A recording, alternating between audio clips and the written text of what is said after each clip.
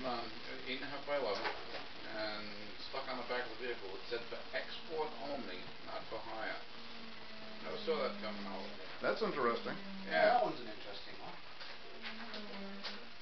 Not for hire. I think everybody on Earth. I think life, all life on Earth originated in Missouri.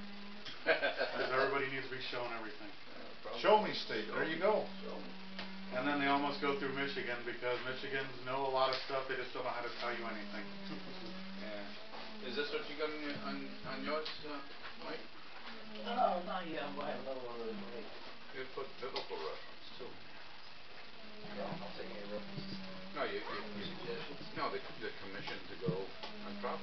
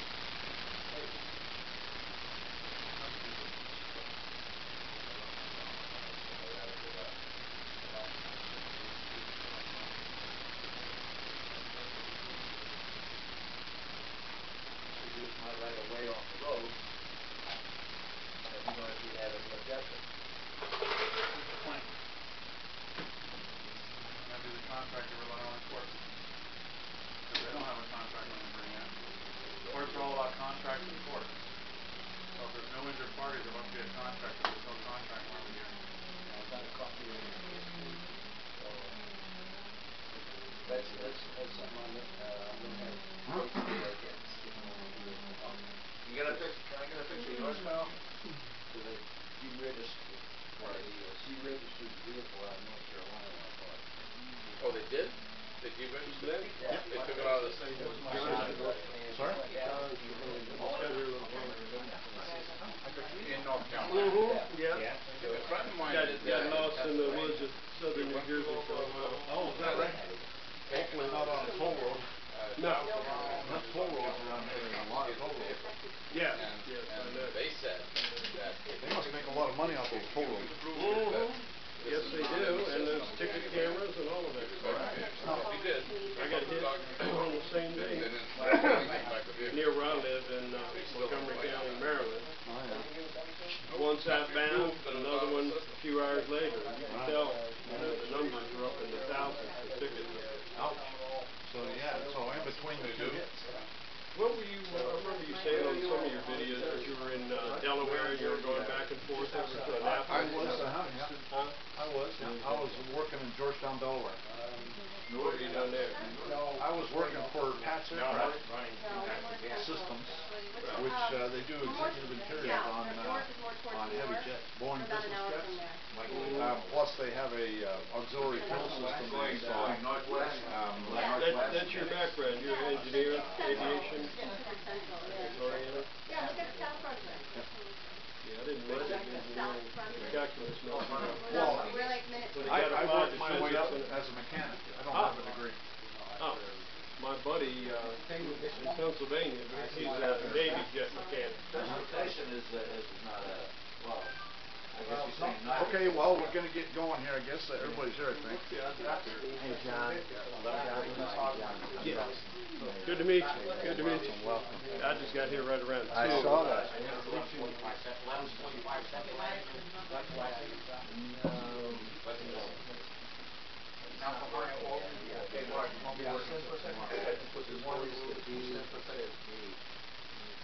Oh, you're talking about Wi-Fi. No, I'm talking about the replace the phone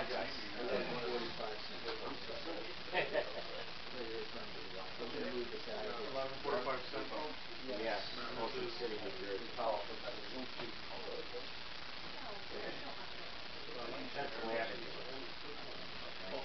Yeah. I'm surprised the boys didn't come barefoot today. No, I took stock of the temperature. I said, nah, it's going to be a little too cold to walk. You can walk the beach after. Yeah, the beach is right up here. Probably like walking the beach in Denmark. Nice and cold water. Also, last weekend the water was really warm. It's probably still warm. I mean, how warm is warm? Yeah, you can still go in. But make sure when you come out you have some breeze. Like, I got hit by a wave by accident. It wasn't intentional or anything, but... They don't. Are you evidence of the red tide that was hanging out in the water and pushed it inland. Oh my goodness, where are you from? I'm in Tampa area. Oh, okay. Oh, wow. Pushed it inland. Inland, yeah. Yeah, so we had massive fish dives off again. People don't understand the red tide came about how it gets that big. Because last year we had the big hurricane come through the southern part of Florida. Yep. Takes all that water from Okeechobee and everything else, all that fertilizer, heavy rich water, dumps it in there, filters out in the ocean, and then you got the phosphate plants and the golf courses all running off, and it all meets there. The water temperature in the Gulf was in 80s, mid-80s all summer. So that bloom blew up this year.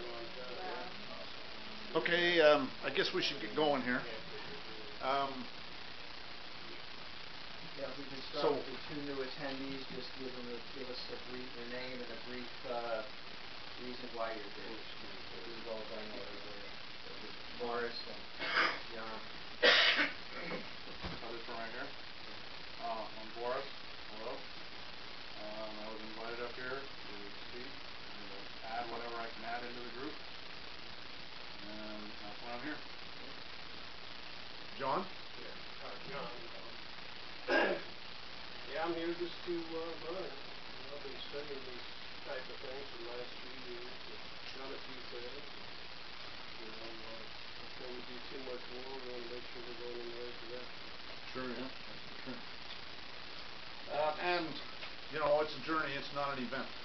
One thing we need to understand is, you know, I mean, there's nobody knows everything. And I try and support everything I say with substantiation. But I'm not a liar. Well, I meant a lawyer. No, I meant a liar. But so you should never take my word for anything, and you should do your own research. Yeah. And I provided references, and so and anybody got any ideas on? I'm interested if you have some new information you want to send me. You know, I'm open to that. Anyways, and then there's this one, the copies of these documents I have. What I do is I convert these videos, the PowerPoints, into PDF files, and so they're on my Yahoo group in the files directory, those PDF files, and so if you want, you can get access to the sites and stuff like that from there. Then I also have a complete set of YouTube videos. I actually have a seminar special. There's price lists right here. So if you're interested in that, there's a discount for the seminar if you're interested. And then I also put this little thing in there because, see, Federal Reserve notes are, it's a private money system. And it's like Boris says, they're opportunists, although I like to call them pirates. And so I put this in there to show that I only operate there because I'm forced to, not because I want to. And so donations to support this work are appreciated. I prefer gold or silver coin, but as an extremely less desirable alternative, I can accept the military script, the fake money, the IOUs, the Federal Reserve notes, the PayPal gifts, the checks, the money orders, etc. Send me an email for particulars. So this is Sapulpa versus Land, which is a Oklahoma case. The judicial power is the power to hear those matters which affect life, liberty, or property of citizens of the state. And so, and the very meaning of sovereignty is that the decree of the sovereign makes the law. We, the people, make the law. Okay, and we can ignore. That's what jury nullification is all about. We can ignore their statutes. We can just nullify them just by ruling against them. And it has. So we, the people, are the law.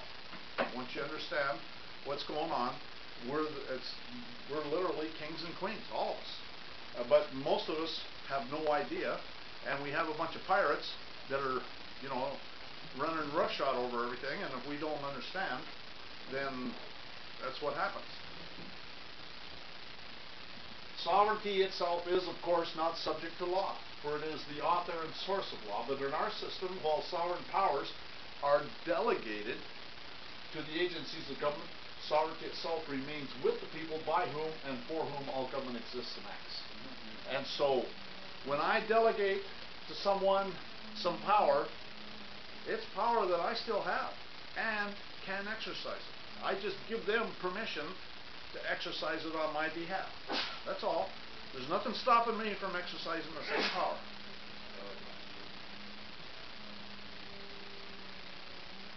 A sovereign is exempt from suit not because of any formal conception or obsolete theory, but on the logical and practical ground that there can be no legal right as against the authority that makes the law on which the right depends. That is the principle behind sovereign immunity. Okay? In other words, if the court is my court, then, and this is one of my bones of contention, this is why they had to set up two national governments, right? In the case Downs versus Bidwell, the Supreme Court actually said there's two national governments. One operates within the Constitution, the other one does not.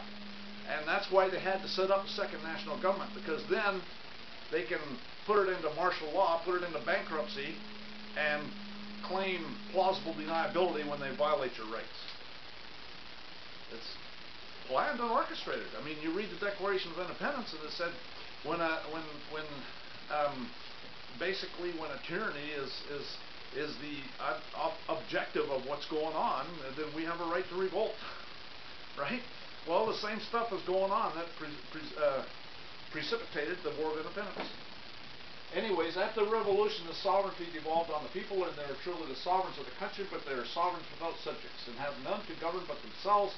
The citizens of America are equal as fellow citizens, and as joint tenants in the sovereignty. There's one choice of words about citizen. Well, that's... It was the only choice they had. Well, see, you can be a state citizen without being a U.S. citizen. Yeah. And the state citizens are the sovereigns. Right. Are we the people? See what I'm saying?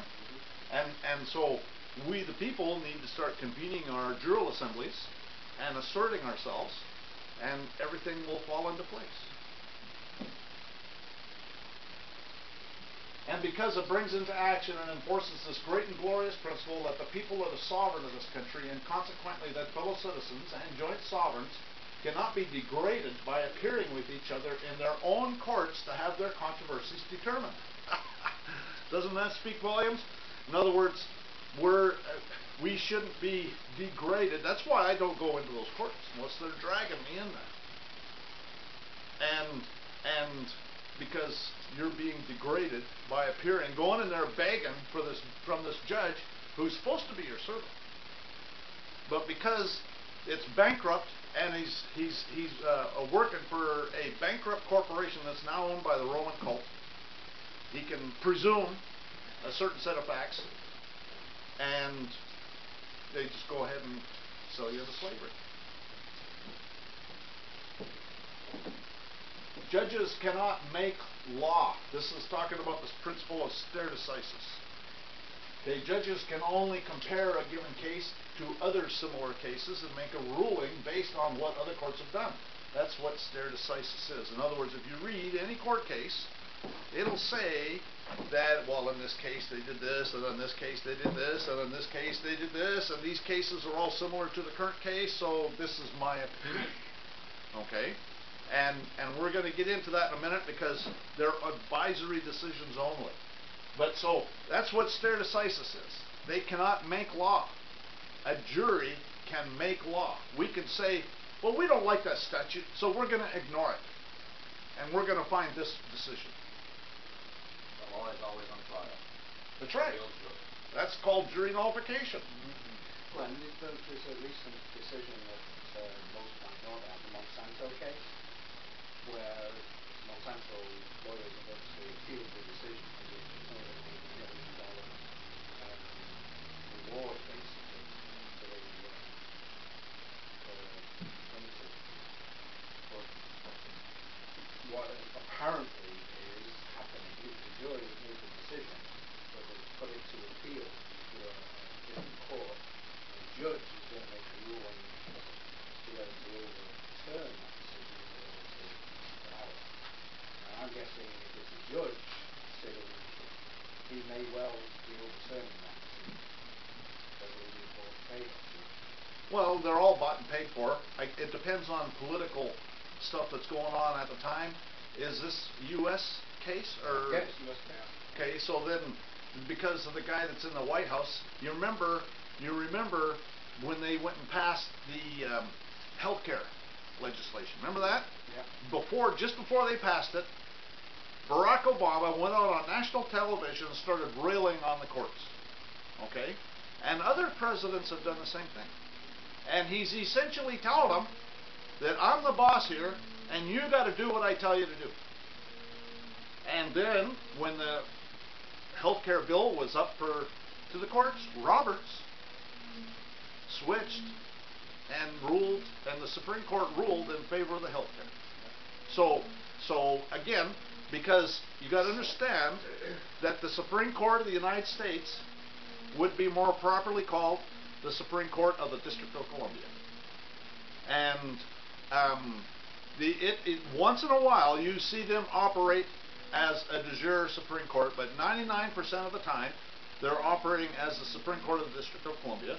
And Roberts even called it, it's just another tax, right? Mm-hmm. Well, that means it's just for U.S. citizens. So if you're one of the slaves, then you better pay your extortion. You see what I'm saying? And so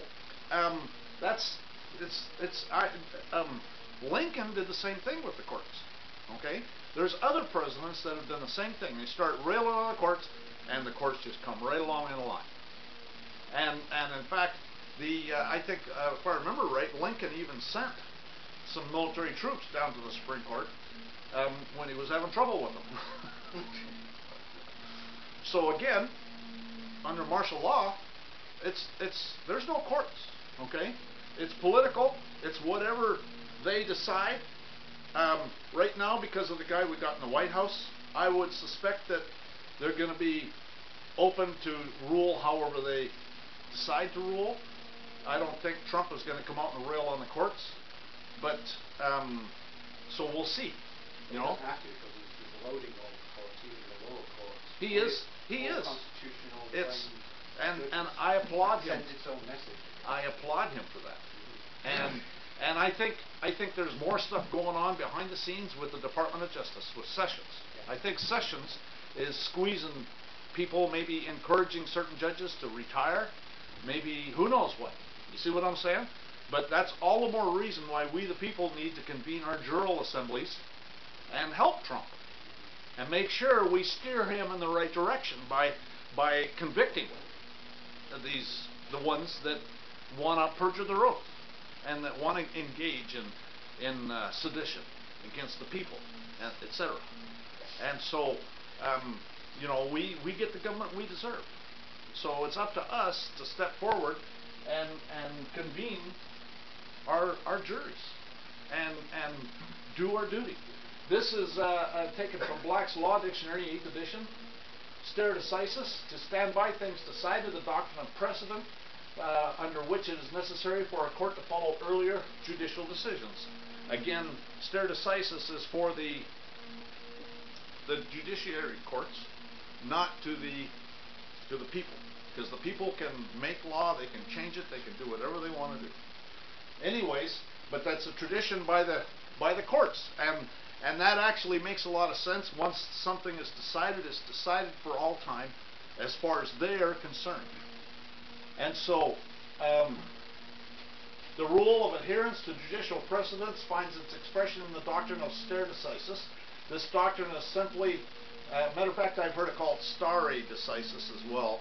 Peter, the Italian, calls it that way, so maybe that's the proper way to pronounce it, I don't know. This doctrine is simply that when a point or principle of law has been once officially decided or settled by the ruling of a competent court in a case in which it is directly and necessarily involved, it will no longer be considered as open to examination. So that's stare decisis. And don't forget to subscribe to my YouTube channel. Don't forget to follow me on Steemit. Don't forget to like this video. Don't forget to click the bell next to the subscribe button so you're notified when there's a new upload. And on Steemit, don't forget to vote, make your comments. And BitChute, I've got a profile there. There's my YouTube channel. And the arrow is pointing at the bell. The subscribe button's already clicked because it's not red. The bell needs to be clicked because it's not vibrating. And so sometimes a pop-up will come up, sometimes it doesn't, but you need to click it, and if you want to be notified of updates.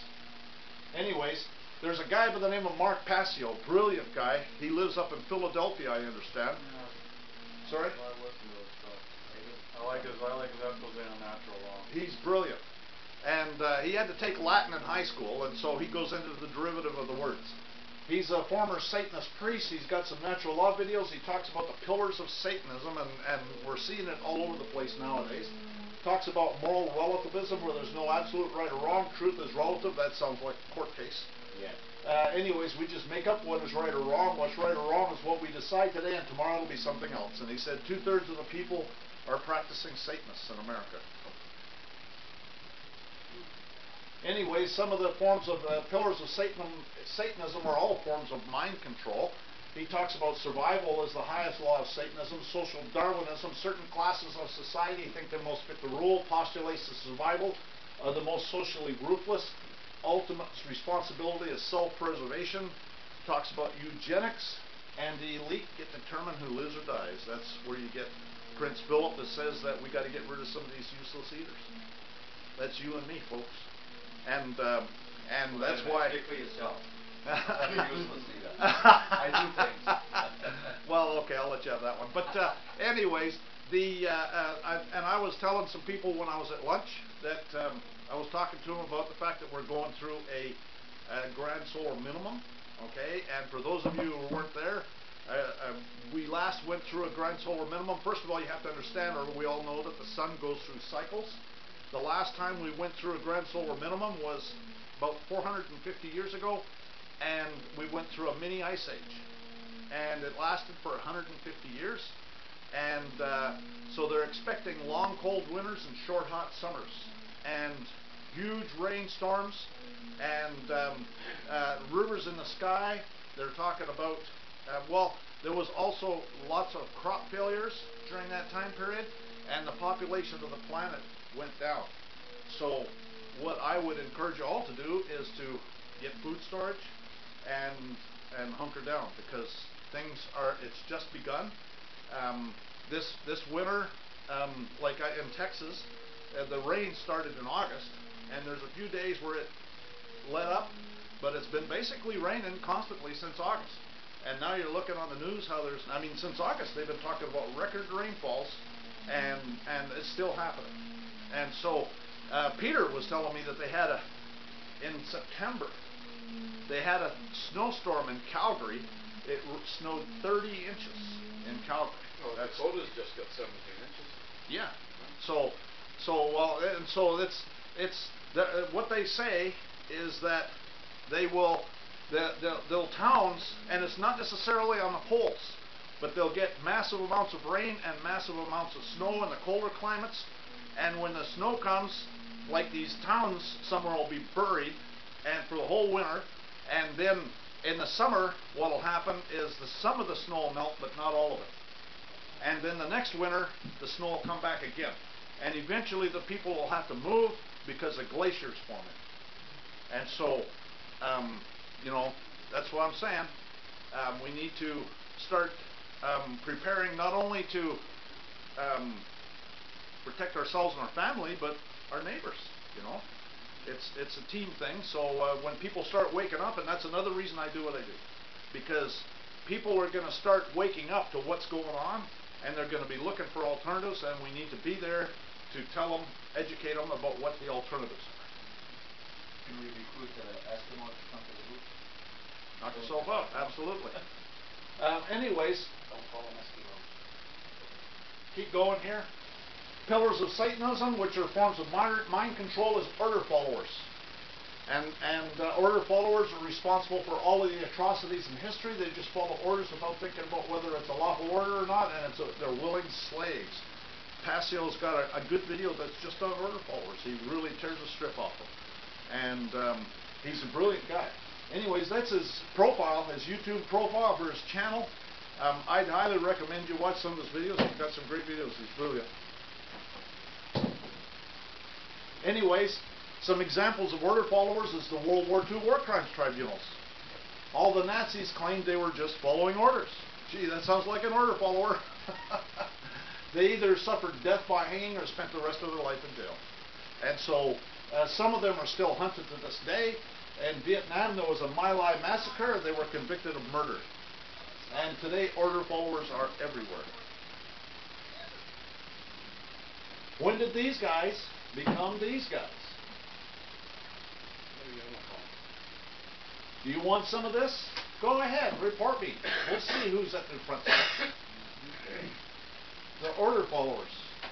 Land of the formerly free, obey the America, the police state. Say no to a police state. There's an order follower. There's several of them there following orders. Obviously, I think this is a staged event. They're handcuffed, right? I think most of those events are staged. Yeah, absolutely, I agree 100%. But so still order followers. There's some order followers. That looks like Boston police. Order followers. The New World Police. More order followers. More order followers. Predator or protector. Martial law. When you think about it, it's more about job security than anything else. Putting a whole bunch of order followers to work. Warning, this is the standing army you were told not to tolerate. There's a good example of order followers. They don't want to show their face, but they let the guy, they beat him up, and then he gets to put his face all over TV. Police brutality, a lot like ordinary brutality, really, but the bullshit charges laid against you just cover their beating asses, and that's what they do, is they make it up. And there's people in this room that can testify to that fact. Protect, serve, and get away with it. Police everywhere, justice nowhere. Matter of fact, it's kind of interesting. If you look here, his nose kind of looks like a pig's nose, doesn't it? I think that was designed. Maybe. Do you feel safe? Yeah. Can you spot the terrorists? Yes. Terrorism is a noun of use of violence and intimidation in pursuit of political ends. That awkward moment when you realize the same government that's supposed to protect us from the terrorists is the terrorists. Number of Americans killed by terrorists since 9/11, 33. Number of Americans killed by police since 9/11, over 5,000. And this is, probably a year or two old. Who knows where it is now. Murder, theft, rape, kidnapping, and assault are wrong until I put on my magic suit. Pull over. Your tail light's burned out. To those who think a police state can never happen in America, wake up. No sudden moves. Just stop the weapon and into the bucket and put your hands up. And that's about it, too. They screen out intelligent people in the hiring process for their law enforcement officers. Jordan versus City of New London, which went to the U.S. Court of Appeals for the Second Circuit, case number 99-9188. Robert Jordan had a master's degree and scored too high in their test. Yeah, they didn't want anybody with intelligence. That's the heck of it coming up. Truth. It is. And there's the ABC Internet News article. A man whose bid to become a police officer was rejected after he scored too high on an intelligence test has lost an appeal in his federal lawsuit against the city. September 8, 2000. Help! A violent psychopath is trying to kill me. Please direct him to our website to download a job application. Officers in Rialto, California are now required to wear video cameras while on duty. In 1 year, use of force has dropped 60% and complaints have dropped by 88%. Why is that a surprise?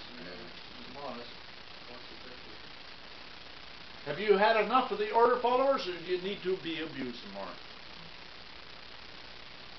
My blog is sovereigntyinternational.wordpress.com. My website is sovereigntyinternational.fyi. My email address is engineerwin@yahoo.com. My YouTube profile, Sovereign Living. My Facebook community page, I deleted it due to censorship on the part of Facebook. My private group on Facebook called Sovereignty International is being deleted. It takes time to ban 17,000 people off your group. And I'm not going to let Facebook profit from my hard work. And that's how they make their money, from these groups and stuff, and they sell all that information. My Yahoo private group is called Administrating Your Public Servants. My Google private group is called Administrating Your Public Servants. Follow me on Twitter at Engineer Win. And then I got my Steemit and my BitChute profiles there as well. When acting to enforce a statute and its subsequent amendments to the present date, the judge of the municipal court is acting as an administrative officer and not in a judicial capacity. Courts administrating or enforcing statutes do not act judicially, but merely ministerially, but merely as an extension, as an agent for the involved agency, as a bought and paid for clerk. And in Florida, to put anybody in jail, they have to have permission of the provost marshal. Yeah, but do they get it? There's a lot of people.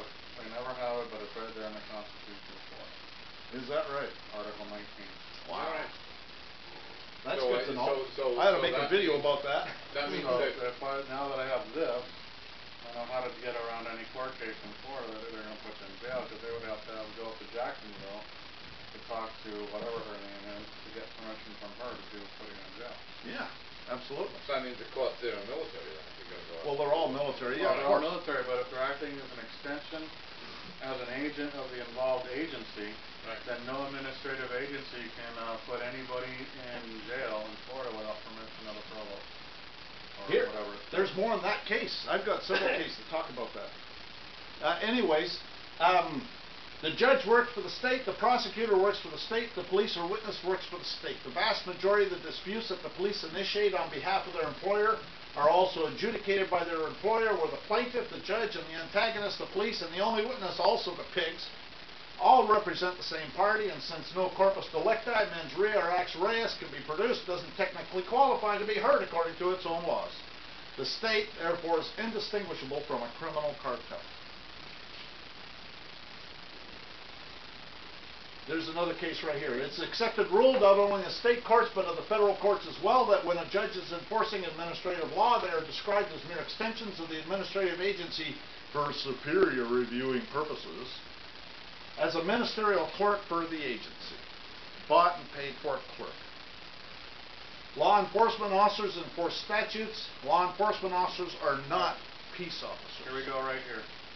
Administrative Section 18, Florida Constitution.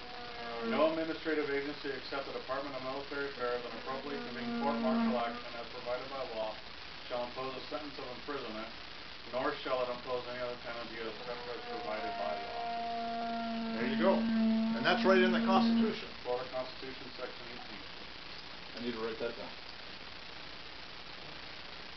How about That sounds like a the YouTube statement video. in the federal Constitution, any benefit offered in any one of the states applies to all the other states? Yeah, You ever use it's the that? full faith and credit clause. Right. That's the full faith and credit clause. So any action taken in one state, so therefore all states have access to this. Right. To this section right here. Yeah, New Hampshire is one of the only So, states that so if you can show where every one of these courts are enforcing statutes, which is easy, then you can show where they're administrative. As soon as you show they're administrative, they have no right to impose imprisonment unless set by Department of Military Affairs and appropriately convened court-martial action. So Department of Military Affairs must convene the court-martial action to put anybody in jail. Right. So that means murderers or anybody, because it's all Murder or statute. anybody. Well, yeah, because we also know that if you go into the military manuals, which is where we also found this, that any tribunal is the martial law that they actually put in place is very, very good when you get into it. Instead of fighting, when you understand that they can't put anybody in jail because they're just usufruct anyway. All these administrative agencies are just usufruct. They can't alter your substance. They're not allowed to alter you. You're still the king. They're just running a bankruptcy. And what they're doing with the name and everything is they're actually creating accounts and transfer blocks where they can transfer ifs and buts over to ifs and buts. It's we who get in the way of it. They go, well, now we're the one who gets the butt. Now we're the one who takes it in the butt because we're in the way of ifs and buts.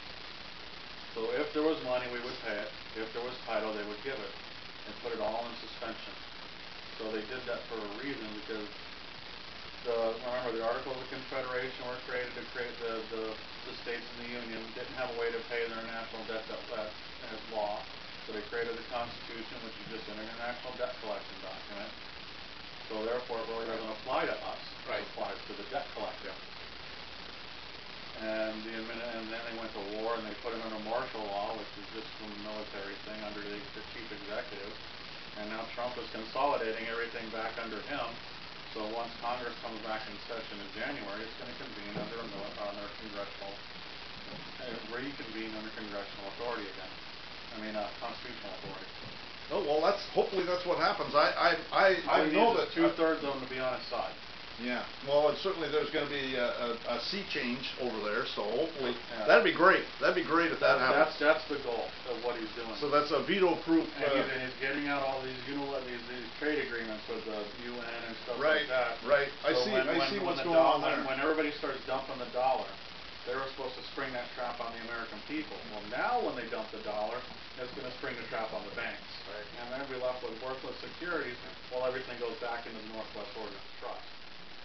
That's one of the organic documents. And then, he's administrating the Gettysburg Address. The Gettysburg Trust was created under Lincoln, which is Article 4, Section 3, Clause 2, which is a duality of government. You have the trust of the people, by the people, for the people, and then you have the one with congressional territory. And the only one they're operating is congressional territory. That's the one they care about. The other one is trust for the people. They're still trustees of that, we're still beneficiaries of it. So Trump is actually going in and he's reworking, he's reorganizing everything. That's what he does. He's a reorganizer of failing businesses and structures, and he rebuilds them back up, and then he's the guy for the job. He got screwed over by these guys too in the 80s. Oh, yeah. And Trump took on $8 billion in personal debt from loans he got from these guys, and they took the rug out from under him. So he took on $8 billion. He's been living off the tax write-offs ever since. Yeah. And everybody's like, I want to see your taxes. And Trump's like, you ain't seeing anything. He gave away too many secrets. Yeah, right. That tsunami is he came out of New York, New Jersey. Yeah. You do not do developing in New York, New Jersey without knowing how to deal with the Jewish and Russian mobs and the IRS. That's right. That's right. So he knows that. He knows that stuff inside and out, and I'm sure his dad taught him very well. Yeah. He's brilliant. I read his book back in the 90s, That Art of the Deal. Oh, yeah. He's 3 steps ahead of him, and that's what I've seen all my life watching him, is that he sits there, he baits them. He throws something out there, and he's reeling them in. You know what I mean? Even Kavanaugh was a bait. Kavanaugh was bait to make everybody come out of the woodwork, and he got him. Yeah. Barack came out. Hillary came out. Ginsburg came out. Yeah. Kagan came out. The 2 lesbians in the Supreme Court there came out. The 2 lesbians and the pedophile is sitting on the Supreme Court right now. Yeah. Yeah, So, he's playing 3-dimensional chess. They're playing checkers. Yeah, that's right. That's about it. He's playing 4-dimensional chess. They're playing tiddlywinks. And the thing is, if you go back, his videos from like 25, 30 years ago, all the way through, the Democrats were recruiting him to run. And he kept saying, look, this is a mess, but I don't want to be president. Yeah. And he always said, I don't want to be president. Then when he got to be 70 or so, he probably looked at it and he goes, this is getting worse, nobody's doing anything. I'm going to try to do it because my life is about over. And, he's looking out for his children. Actually, there's a video by Jerome Corsi that's on YouTube, and Jerome Corsi says that I think it was 2016, or maybe it was 2015, but there was 5 generals that came to him, and they told him that they were going to do a coup because of the stuff that was going on. They were going to overthrow the government, and Jerome Corsi suggested that they go see Donald Trump. And a few months later, he got a phone call from one of them, and he said that they had decided not to do the coup, and that Donald Trump had decided to run for president. Wow. I think he's doing that to avenge his JFK Jr., because JFK Jr. was one of his best friends. And he was going to run at the time, before he was killed. And I saw an article that he put in one of his papers, one of his magazines. He said, if my good friend Donald Trump would give up his millionaire lifestyle, he could become the greatest force for good this country has ever seen, with Republicans and Democrats standing behind him. So I think that they both know what's going on. They both knew what's going on. I mean, Trump's been screwed over by these guys many times. He knows who these people are. He's one of the brethren. He's up there in the Mason. He's an arch druid. He knows the science. He knows the rituals. He knows all that stuff. And there's rumors out there that JFK Jr. is still alive. Yeah. He's working behind the scenes. So. Could be. Who knows? But so, anyways, back to the topic at hand.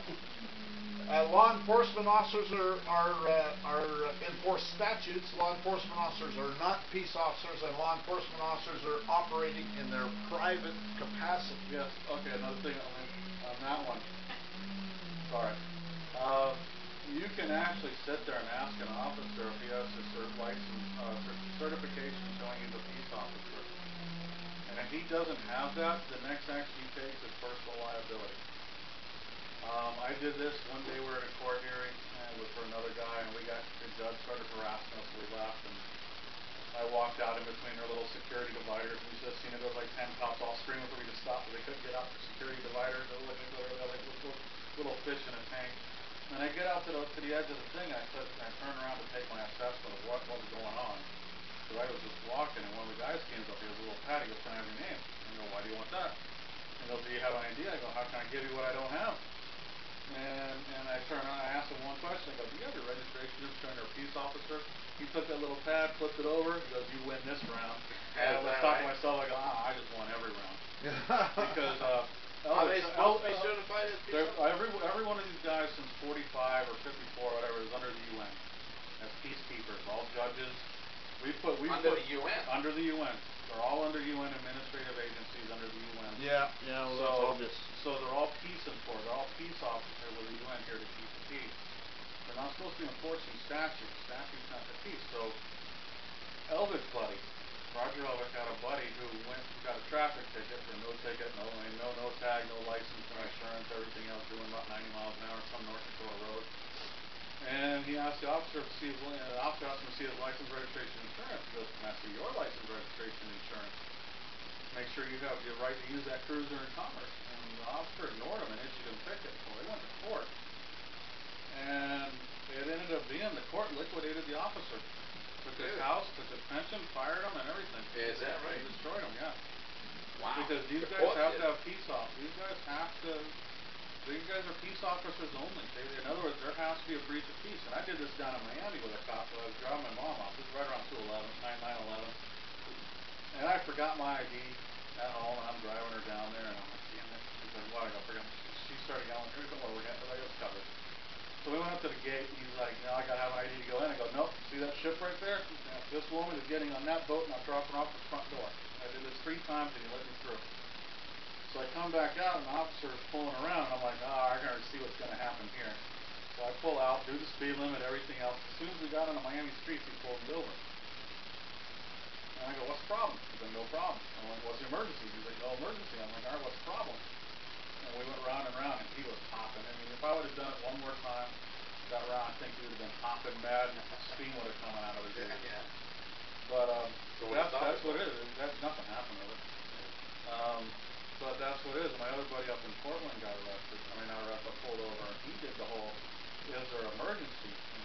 And he had all his papers right here. He goes, "Is there a problem? Is there an emergency?" He goes, "Well, I'm afraid you're going to have to ask me to get your supervisor because I don't want any of y'all violating your constitutional oath and incurring personal liability in this matter." And the supervisor came out, and he's gone.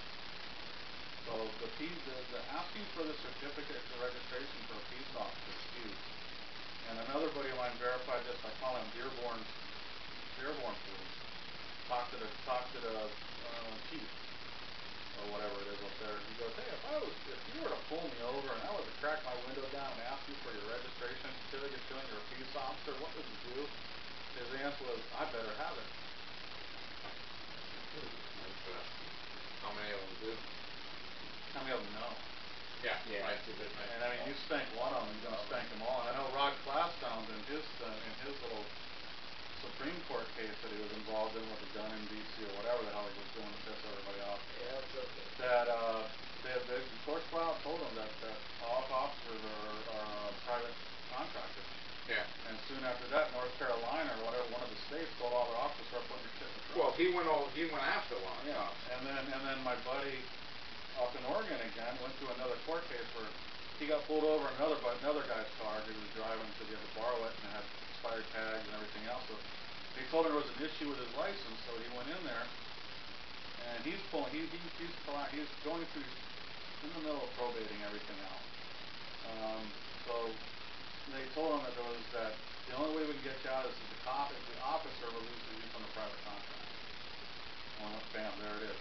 The officer for the state, and then turns it over to the state for enforcement under the agency. But the officer himself is a peacekeeper. He's not supposed to be interfering with the administration of government. He's not supposed to be doing that. So the certification is as a peace officer? Yeah, just registration certificate showing you're a peace officer. So if you're a peace officer, you can't be law enforcement.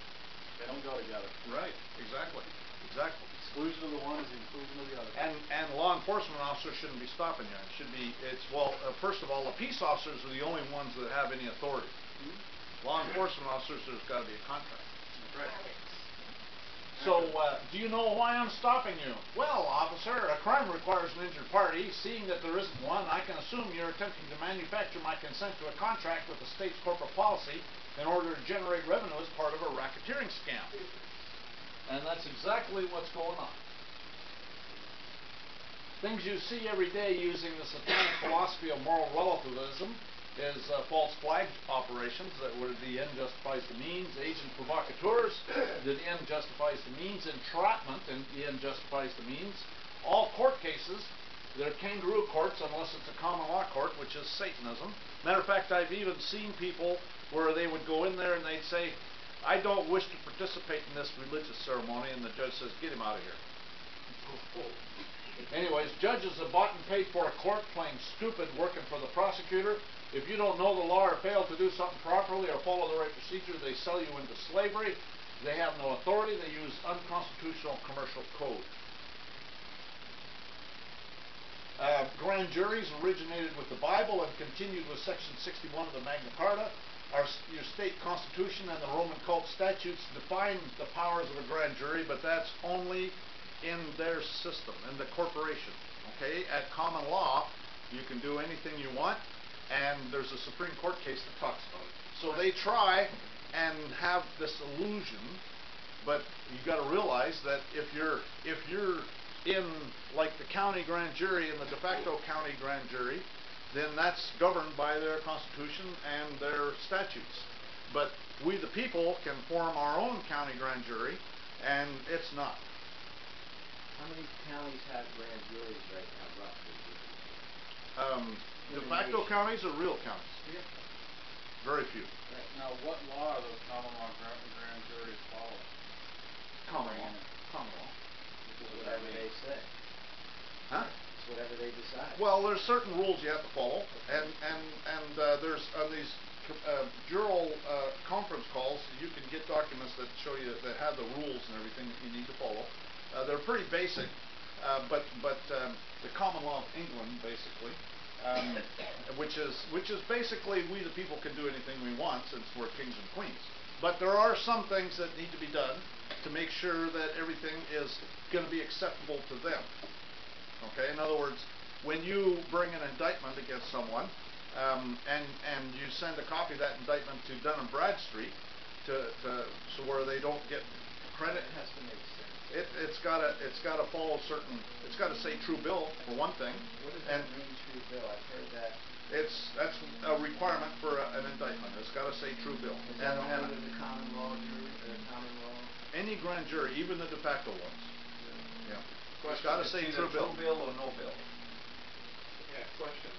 How do you get certified as a UN peacekeeper? Well, that's him. That's not me. He'll be talking at some other time. Are you talking about that, Lawrence?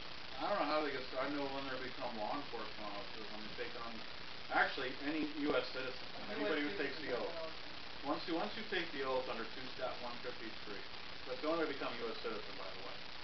That's it, and not otherwise. There's no other rule that says you can be a U.S. citizen. Everything else is a declaration of intent. So if you don't follow, like you get the driver's license, they're presuming it's a declaration of intent, now you're part of the militia.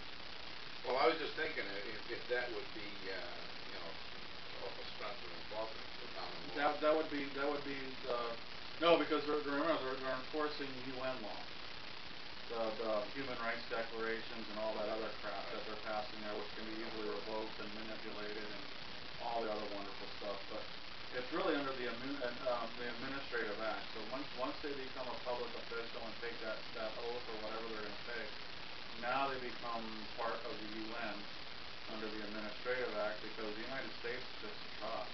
Yeah. The United States of America is just a trust created within the sphere of the law of nations, and it's done that anybody can take control of it. So who's ever going to be but there's a trusteeship duties, which means every property in that trust is subject to the 4 organic laws, the Declaration, the Articles of Confederation, Constitution, and Northwest Ordinance. So all those 4 organic laws cover all property in that trust that they're taking control over. They're just taking control of it under the international world, which is the Hague and all these other conventions. Now, how does the oath of office can operate under the UN? It doesn't. It doesn't? No, they took an oath of office to the Constitution, the corporate Constitution, and the UN is part of the law of their land. Trump may have withdrew from it, withdrawn or whatever he's doing. These guys are still oath keepers because they haven't taken an oath of your Constitution, because that nation, that form of government, has yet to be reconvened when Congress walks back in session. Well, what they're hoping for is that this November, the red tide or whatever it is they're calling, is going to take over, and it's going to wash all these Democratic, communist, little liberal bastards out of there, and then you'll have 2/3 of the majority who stand behind Trump, and once they do that, he'll reconvene constitutionally once more. Right. And then they'll go after the tribunal. Then they're going to start launching their arrests and everything else. For you, what I would be doing is anytime they come to your door, the first words out of your mouth is say, I would like to see your certificate. Registration. Yeah, your registration certificate of peace officer. Yep. Otherwise, you're just a policy enforcer, and your jurisdiction ended at the door of the Put up a no trespassing sign too. Okay. And then otherwise they're personally liable and they know it. Anyways, okay, so let's keep moving. The judicial power of the United States shall be vested in one Supreme Court and in such inferior courts as Congress may from time to time ordain and establish. The judges both of the Supreme and inferior court shall hold their offices during good behavior. And that is extremely important, because once you recognize they're not in good behavior, then it's not a court. And shall, at stated times, receive for their services a compensation which shall not be diminished during their continuance in office. And that's the U.S. Constitution, Article 3, Section 1. It is noted as significant that the Act constituting the court dispenses with trial by jury, a provision which was distinctly upheld in spite of the 7th Amendment in Arath versus United States with respect to the status of the court. The opinion concludes a duty to give decisions which are advisory only, and so without force as judicial judgments, may be laid on a legislative court, but not on a constitutional court established under Article 3. So the point is, all these courts are legislative courts. So they only give advisory decisions that do not have the force of law. It's just their opinion. And once you understand that, you can point that out to them, and if they're smart, well, first of all, if it's a legislative court and you've established yourself, then are they in good behavior or bad behavior? I'd say they're in bad behavior. So it's fraud upon the court. Are we engaged in fraud upon the court here? Yeah. See what I'm saying? It's bad behavior. This is Downs versus Bidwell. Eliminating then from the opinions of this court all expressions on to the issuer of the attached certificate for remittance of payment. I gave him a copy of the birth certificate and sent it back to him. Okay. Yeah. Slightly different than the A for B stuff. Oh yeah, it's a lot different than the A for B. You don't have to enforce it. So what did someone else do to the A for B? I don't have to do anything. I just tell him the issuer of the certificate's already promised to take care of it. And how do you know he made promises to take care of it? Because the Federal Reserve note is the evidence of the beneficial use of whatever the hell was transferred at the birth. You don't have to send it to the U.S. Treasury? No. You send it to the issuer, the state. Everybody who has a U.S. birth, everybody who has a state-issued birth certificate has a promise to pay by that state that they're going to take care of all bills that come up in that state, or else they're operating in rebellion to the United States Constitution, because they can't define anything other than gold and silver in tender of payment. What if you got a DC birth certificate? The same thing. The DC birth certificate? Yeah, probably the same thing. I would think any birth certificate does it because they're using that as the underwriting to get their loan. So as soon as they did that, you have a beneficial interest. So a birth certificate in any country on earth, I still hold true to this day, any country on earth that received an IMF loan or had something that's involved with them, all have this system put in place by which they attach the birth certificate to the citizenry. But in doing so, that state became the one who has to pay the debt of it because they're the usufruct of that living creature. I can take the $64,000 balance of that mortgage with a copy of that birth certificate and just send it Tell them to send it Thank you back. very much. Submit this to the issuer of the certificate for remittance of payment.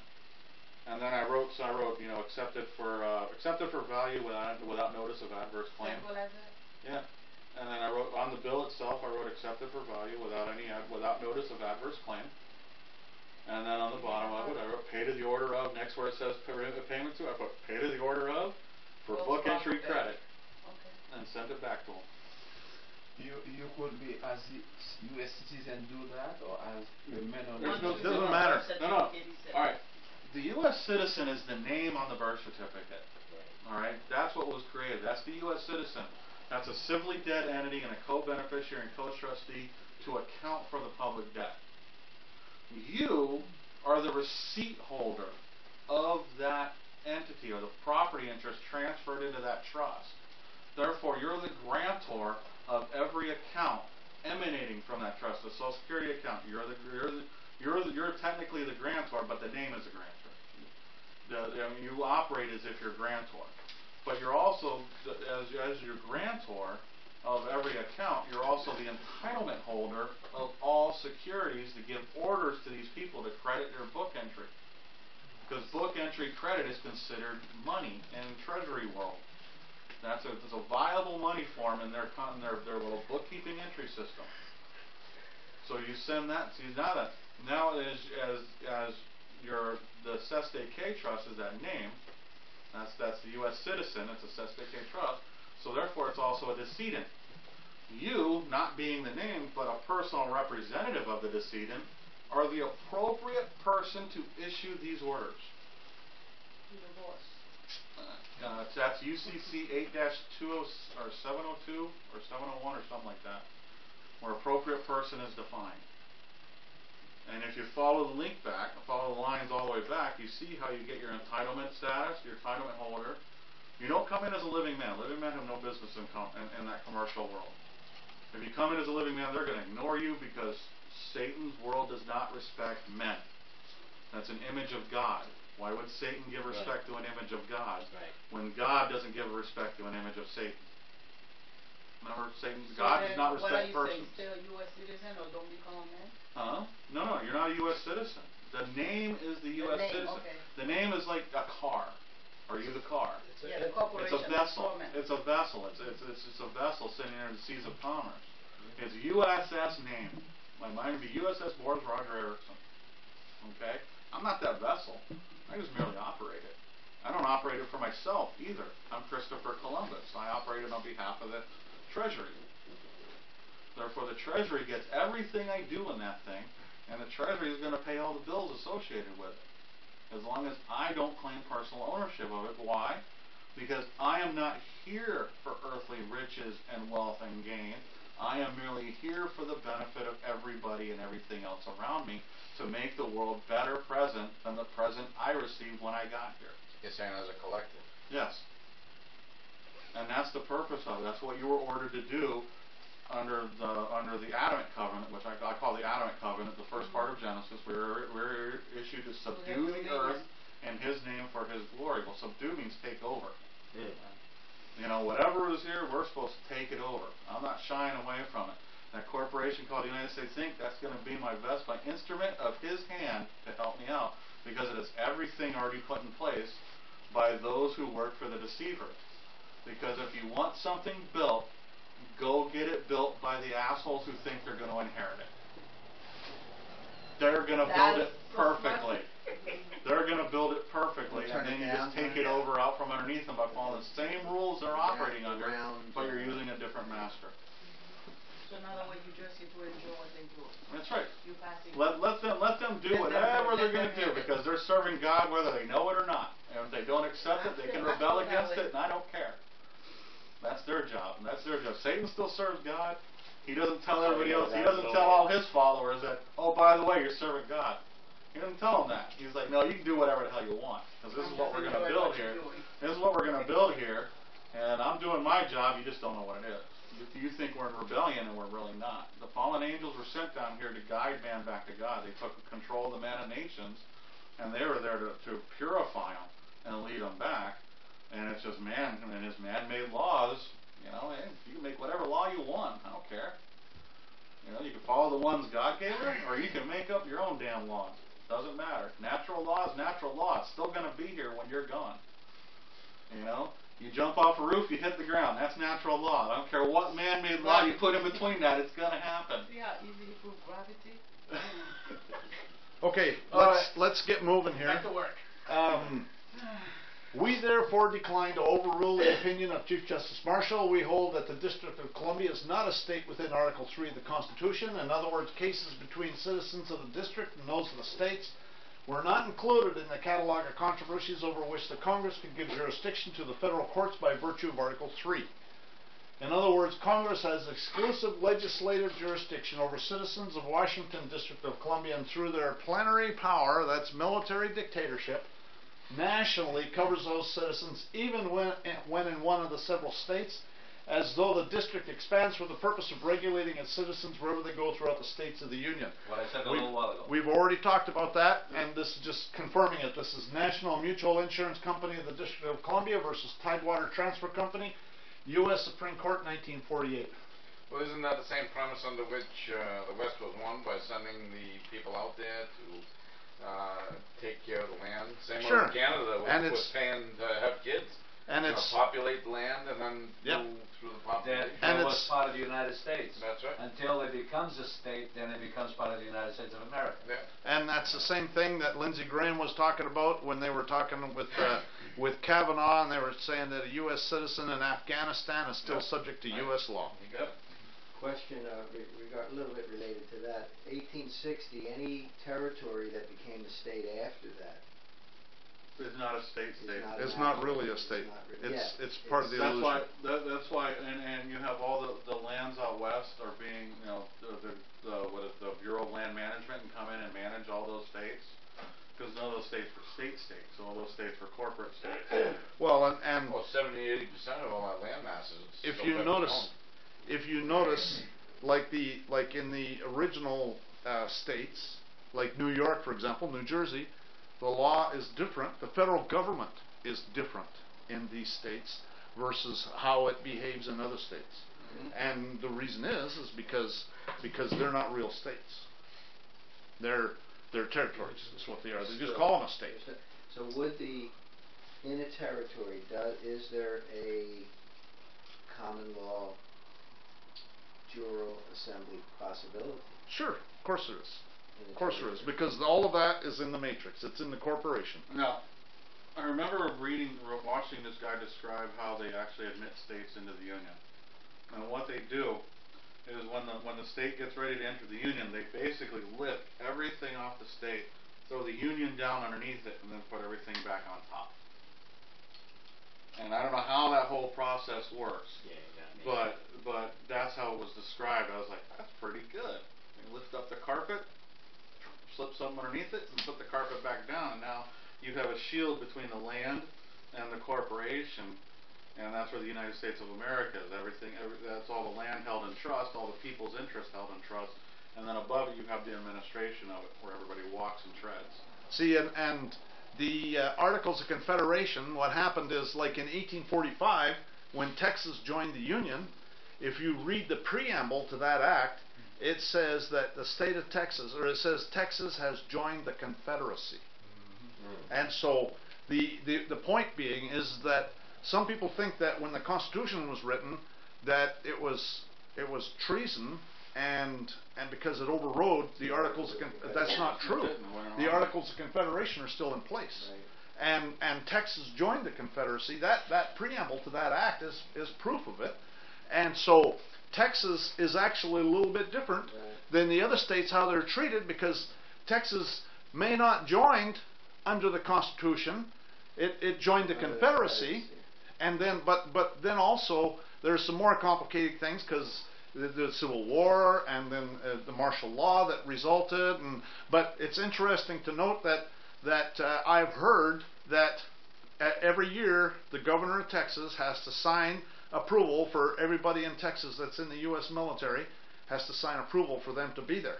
Right. And so there's some interesting, and Texas has its own land commissioner. The Bureau of Land Management has no jurisdiction in Texas at all, and they have their own land commissioner. There's a lot of really interesting things about Texas, and working in aviation, I can tell you that the FAA is completely different in Texas than it is in any other state I've been in, and so there's a lot of differences, and it's all because of the Texas joined the Confederation and not the Union. Well, it's still a union, but see, if you read the Articles of Confederation, Texas could join, or any state can join the Confederation, but a certain number of states had to approve it.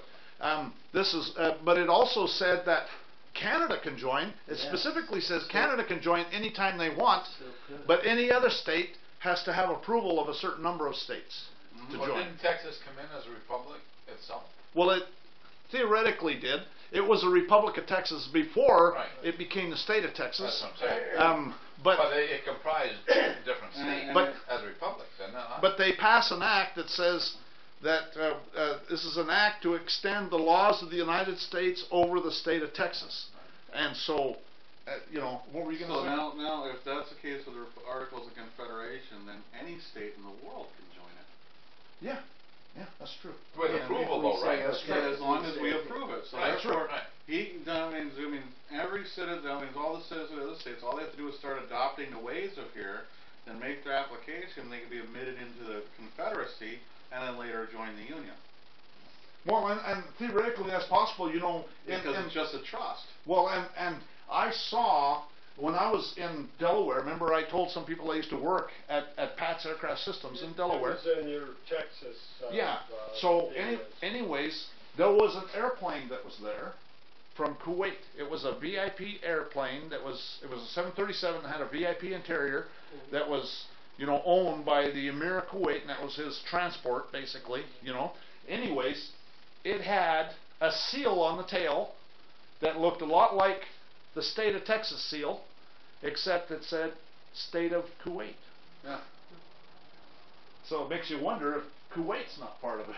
You see what I'm saying? It very well could be. That's why they went into Kuwait when it got attacked by Iraq. Exactly. Because it had to defend U.S. interests. Exactly. It was Bush interests, but it was still U.S. interests at the time. Yeah. So, Iraq could be part? Who knows? Who knows how many states they say that, like Japan, when and the Philippines, it's well documented that Philippines used to be part of the United States because there's court cases that talk about it. There used to be a U.S. district court for the District of China. There used to be. I'm thinking that if that's the case, then what we read about the trust, the United States of America just being a trust, is anybody can join it. They just have to get, their nation just has to conform to the guidelines found within it, and then we granted admission. Well, the admission has to be granted, but that's entirely possible. There could also be territories instead of. They could also, because IMF would technically be, the United States taking over everything, and everything's just a territory of the U.S. now. Right. It's entirely. Except Syria and North Korea. There were a lot of Filipinos in the military. There is. I know. And the U.S. military. I don't think they have to be naturalized. No, the reason that Filipinos join the military is to get the retirement and then go back to Philippines and live like millionaires. And a lot of people that are foreigners join the military because they can get U.S. citizenship that way. A lot of them from Mexico do that. Yeah. Well, and there's people I knew that were from Holland. Is that right? Europe. Anyways. Let's keep moving. The U.S. attorneys must recognize that the grand jury is an independent body whose functions include not only the investigation of crime and the initiation of criminal prosecution, but also the protection of the citizenry from unfounded criminal charges. That's the Army manual? That's the U.S. Attorney's Manual, section 9-11.010. The manual recognizes that targets of investigations have the right and can request or demand the opportunity to tell the grand jury their side of the story. Again, that's the U.S. Attorney's Manual about grand juries.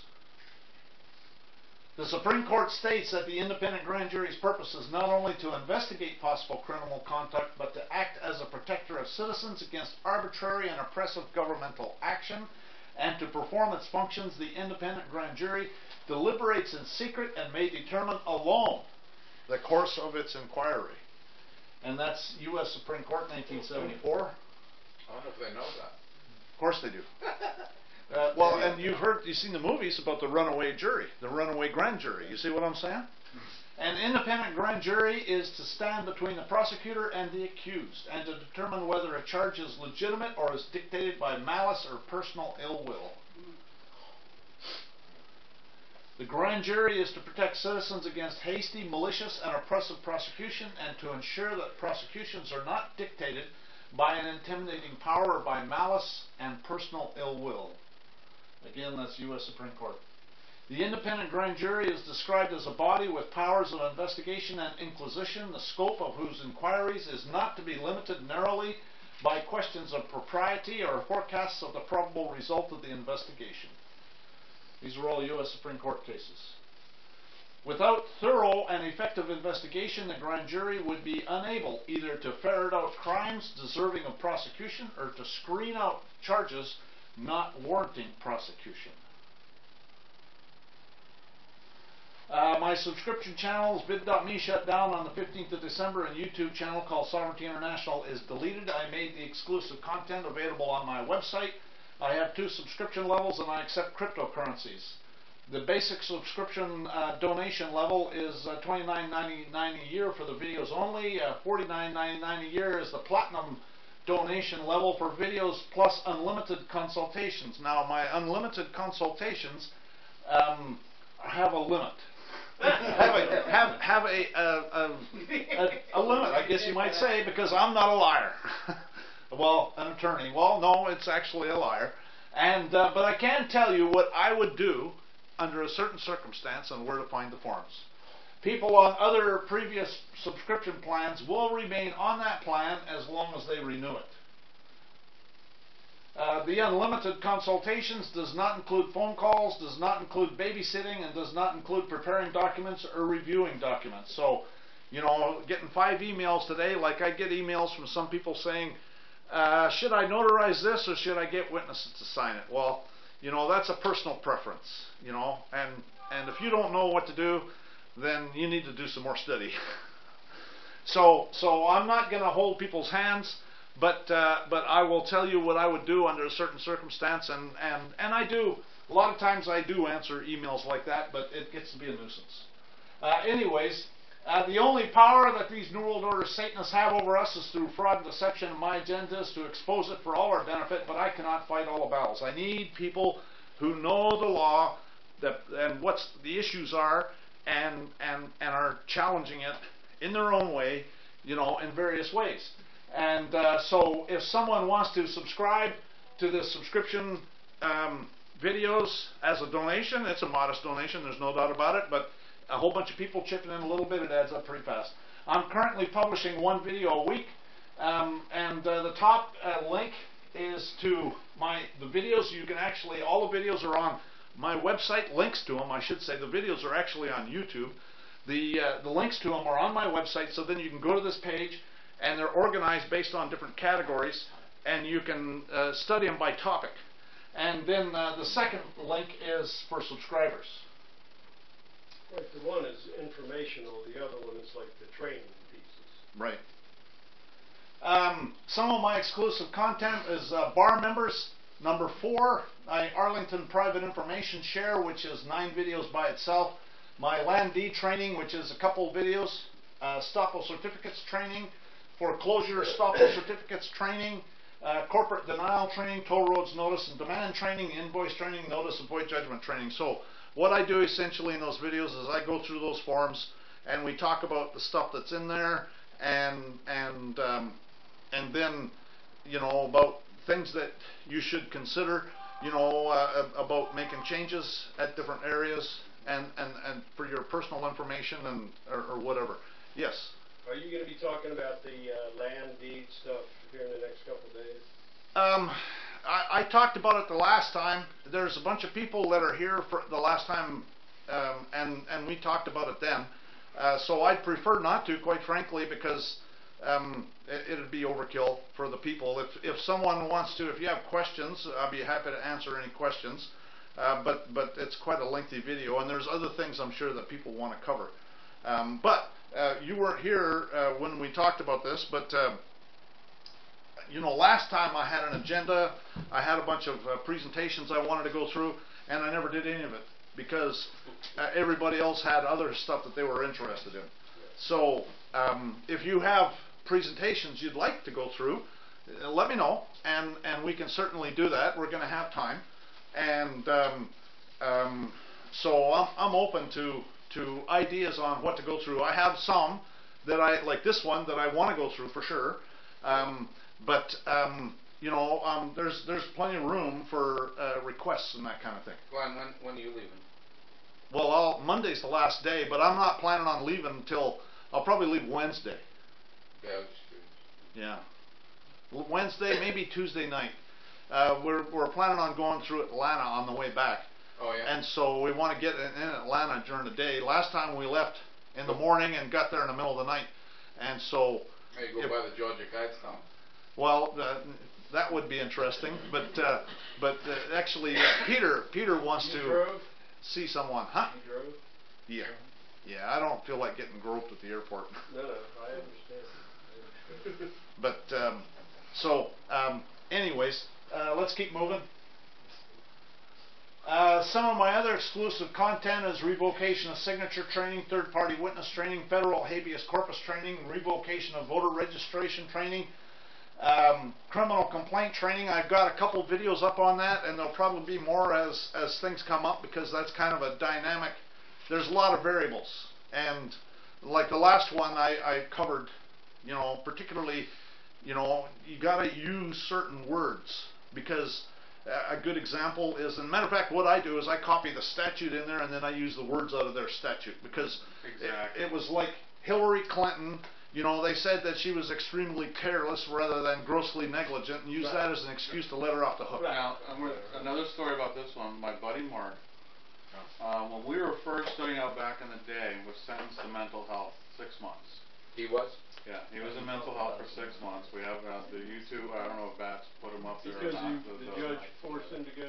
Yeah, well, he showed up at the hearing and dropped his $2 billion bill on the floor, and they just took him away. We really screwed up a lot in the beginning.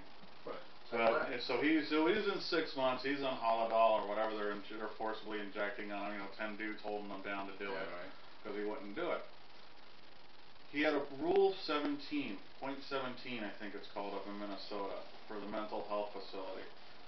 And what he did is he used, while he was on all his drugs and everything else, he actually read the Bible and remembered the Book of Job is how the Book of Job is how all this runs. That's how it all operates. Book of Job. So if you need to read any part, read Book of Job and how he made it through what was going on. But what he did is, while under all that, he wrote up his own point 17 ruling while under the effects of the drugs, and all he did was take the words in the statutes and use that. And like within a day or two, I think it was, maybe the next day, he was out. They let him go.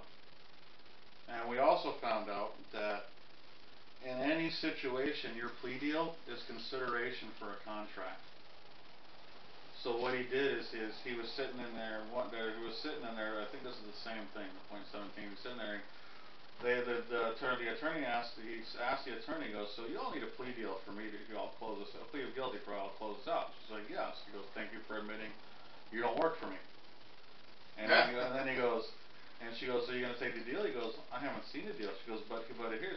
He goes, I hear what you're saying, but I have never seen the deal. So he wrote his own. He goes, here's what I want. I'll give you all your guilty plea, but I want 0, 0, 0. I want 0 days, 0 restitution, 0 probation. There you go. Boom, done. That's how he negotiated his deal. And on that, and I was talking, some of you heard this already, I know you didn't, and I know you didn't, but there's a guy that I met in Texas. He's a plastic surgeon. He's got to be a millionaire, but he's been in the medical profession. It's their equivalent of being disbarred because he can't practice medicine anymore. But delicensed or whatever. Yeah. Right. But so he's a smart guy though. He's very very brilliant. He had filed a lawsuit against a bank over a mortgage, and he had been in court several times in federal court with this judge. And the judge had put him in jail several times for contempt. And now there was a separate issue, another issue that was criminal, and he was being drug in by the prosecutor, by I guess it was the U.S. attorney, but I'm not sure. But anyways, he was drug in there, and he was in the same court before the same judge. And he went in there, and he said this. He said, first of all, I'm here by special appearance and not general appearance. And then he said, none of the facts are in dispute. And then he said, I reserve all my rights without prejudice. And that's all he said. And the judge looked at him, and then the judge looked at the prosecutor and started tearing a strip off the prosecutor and told him if he ever bring him back in this court again, he'll have his bar card and he'll have him in jail. Yeah. And then the judge got up and started to walk out. And as he was walking out, over his shoulder, he said, so why can't we do that in this mortgage proceeding? Anyways, which is essentially what you're talking about. Could he have done that in a mortgage proceeding? Obviously, the judge said yes. That was the agreement. The judge said, hey, go ahead and do this in the mortgage proceeding.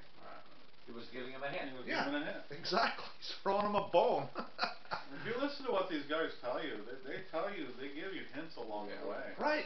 Right. In 9 years, I had a case for 9 years. It was some guy left me with a business partnership, and he left me with a bag. Left me with a bag, and I paid the debt off with an account closed check, and I got it back. It had 2 hole punch in, just like Elvick said it would. And I was like, oh, they processed that. I never heard anything about it. That judge never said one word to me. I never said one word in that courtroom. Nobody ever asked me what my name was. Nobody ever asked me how I pleaded. Nobody ever did this, because what they would do with their summons is they send out the summons. I would write accepted for value on the back side of it. It'd go offers or accepted for value upon proof of claim. And I look forward to concluding our business when next we meet. And I would plant my ass in the middle of the courtroom and wait for someone to speak. Not one person spoke. All you ever heard was rustling of papers in the background. And then they go, we got a new public defender on this one. We have to set it off for another couple months. The only problem with that is they'll drag it out. And the reason it lasts so long is I didn't know what I was doing at the time. I knew just enough to keep me out of trouble. Right.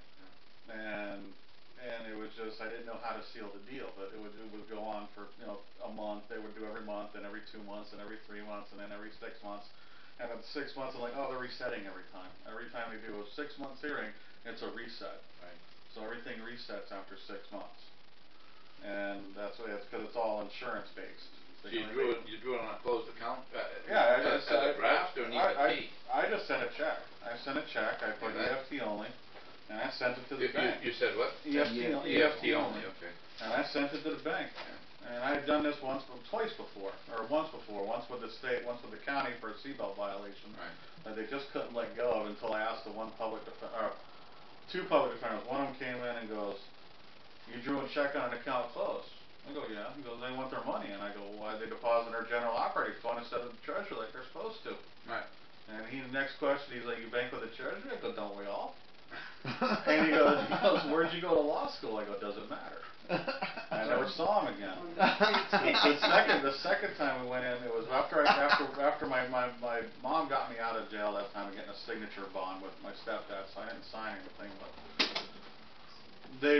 she brought me in again. She goes, well, you paid when an account closed. I go, you're goddamn right I did.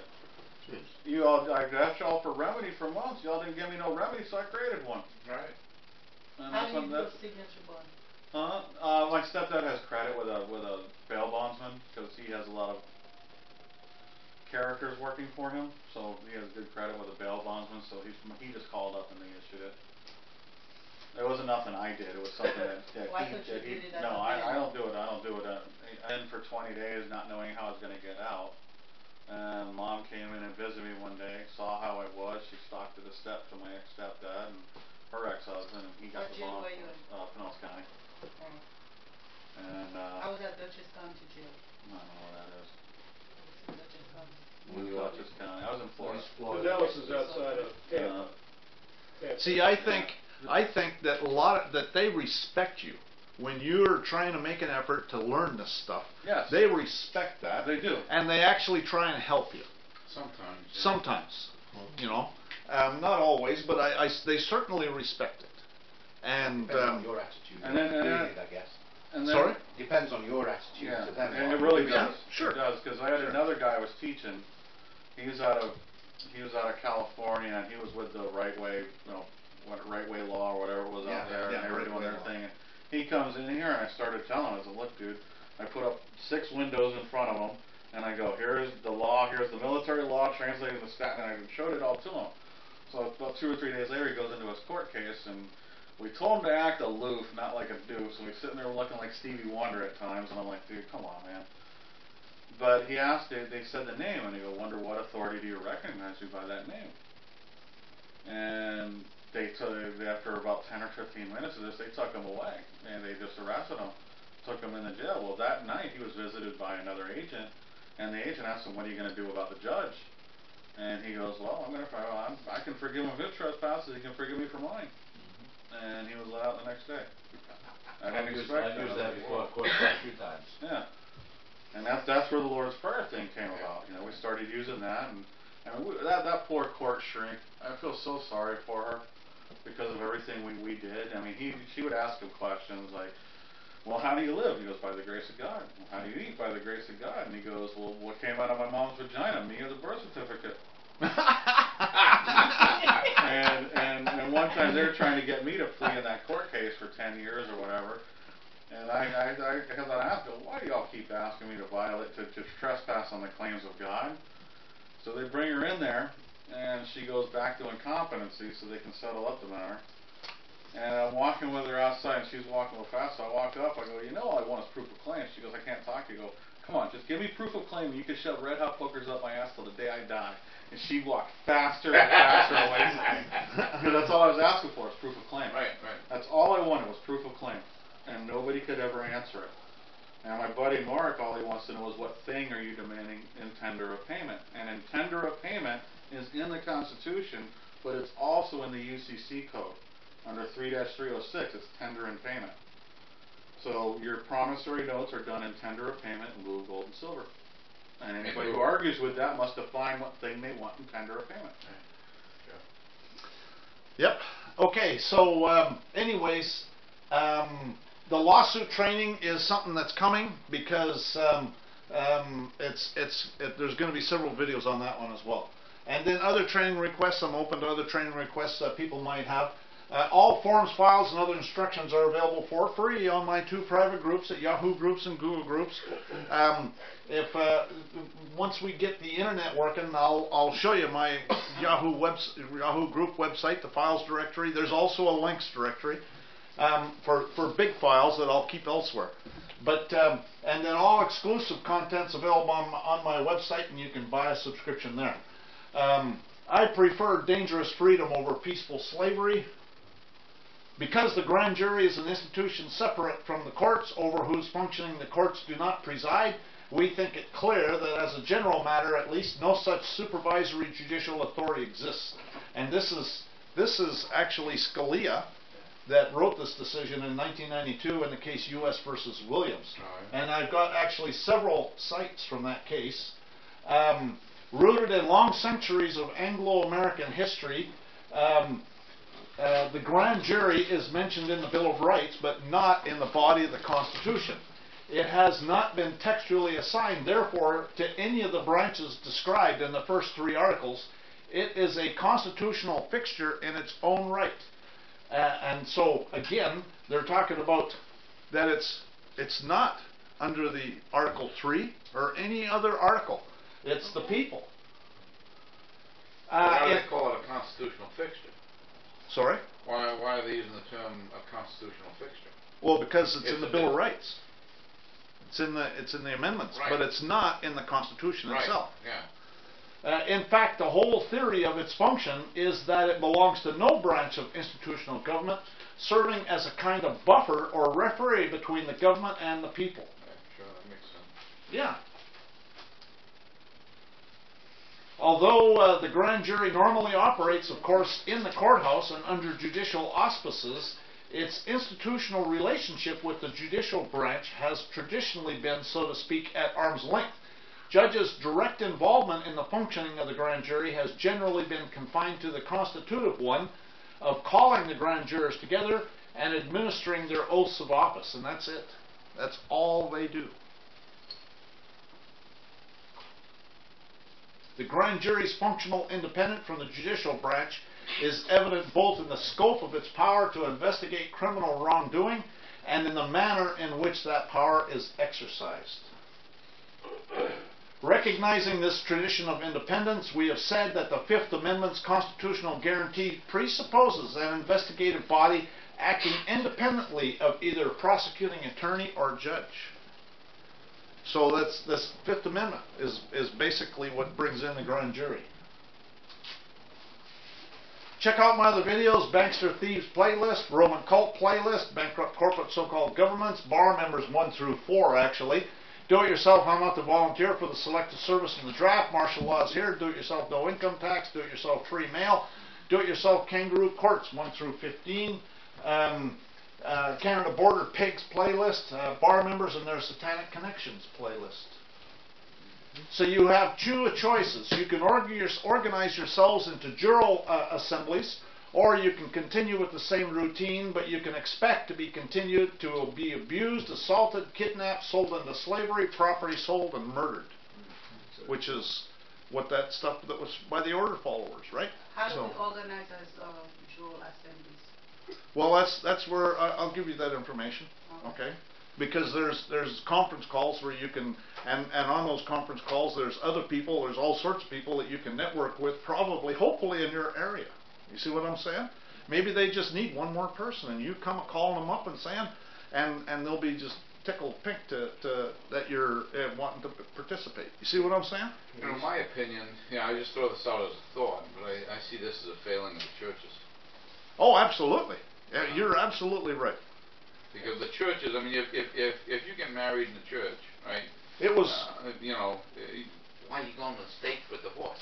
It was, no joke. No, it was, that's just one. You got to focus. Traditionally, it was the churches that were the ones, the preachers from the pulpit, that were encouraging people to do this kind of stuff. Sharia law doesn't go there, nor does Israeli law. Israeli law, you got the bet din, which is like a jury. That's right. This is the Texas Jural Assembly conference call. It's every first and third Tuesday, and the dial-in number and the access code. And then this is the National Assembly website, the National Assembly forums, the de facto de jure handbook, and roll call is every Thursday evening at 8 p.m. Central Time. First hour of business. The first hour is business, and the second hour is a general chat and education.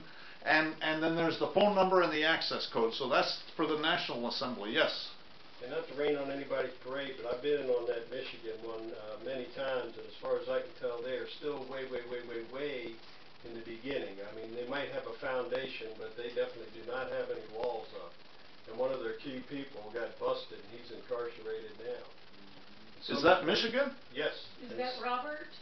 And somebody's been messing with their internet for months. No doubt. Well, I'm sure they're trying to. They've been, you don't even get an email that says, hey, reminder, we're having the call today. Well, what I would do, quite frankly, is I can tell you that we're doing them in Texas, and we have been doing them, and I'm going to show you some. Okay. Well, I hope to hear about it because. But so the key is that what I would do is get on that call and find some other people in your area that are interested in this stuff, and start networking with locals, and maybe even set up your own local phone call. And in Texas, I mean, you're welcome to listen in on ours and find out how we're doing it and all the rest of it. Okay? Because I know that Texas might be farther ahead, but Michigan is the one that Anna and company is always touting, and just as a layman at arm's length, I can tell you they haven't made a lot of progress. And if some of their people got incarcerated because they haven't corrected their political status, you know, that's really bad. Well, you know, I don't think it's necessary to correct your political status to be on a jury. Matter of fact, I'm sure it's not. Okay? If you get incarcerated, then it's because the jury's not doing their job. Really. Because the jury, if the jury was doing their job, they'd be bringing an indictment against that judge, and that kind of thing, and that would put the kibosh on that whole What I'm procedure. saying is the Michigan group is still doing a lot of housekeeping. Well, A lot of housekeeping. and there's so a lot that has to be done. So the point is it's a source for networking. Okay, you can find other people. Whether that's a national one, so it's a place where you can find other people of a like mind, and you can let them know that you're wanting to do something in your area, and you can start a group in your area. You see what I'm saying? And you can find out on the Texas call, because we're doing it, and we have been doing it. Anyways, so I'm just giving you the contact information. At the end of this YouTube video, I'll show you an existing case where a common law jury made a decision, and the defendant brought it into the de facto courts, and it got dismissed. Is that the TV case? Yes, it is. Yeah, I read that thing.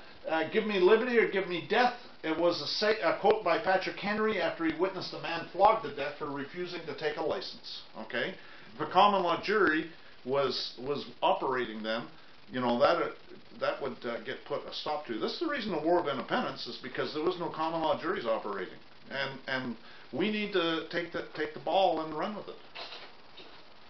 It behooves every man who values liberty of conscience for himself to resist invasions of it in the case of others, or their case may, by change of circumstances, become his own.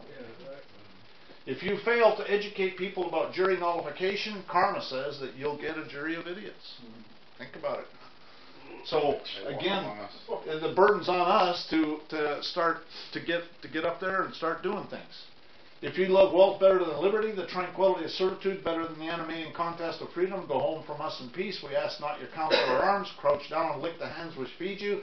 May your chains set lightly upon you, and may our posterity forget that you were ever a countryman. And that's Samuel Adams. When shall it be said in any country of the world, my poor are happy, neither ignorance or distress is to be found among them. My jails are empty of prisoners, my streets of beggars. Aged are not in want, the tax is not oppressive, the rational world is my friend, because I am friend of its happiness. When these things can be said, then may that country boast of its constitution and government. And, you know, we have a constitution, but we're not using it. And so we, the people, need to step up and start taking care of business. But if the watchmen see the sword come and blow not the trumpet, and the people be not warned of the sword come, and take any person from among them, he is taken in his iniquity, but his blood will I require at the watchman's hands. Either you're part of the problem, you're part of the solution, you're now a watchman. Circulate this video far and wide. And, okay, so that's the presentation. And I've got the case right here. Noah preached 120 years, didn't get one convert. That's true. But that doesn't mean he had to quit, or should have quit. Well, he didn't quit.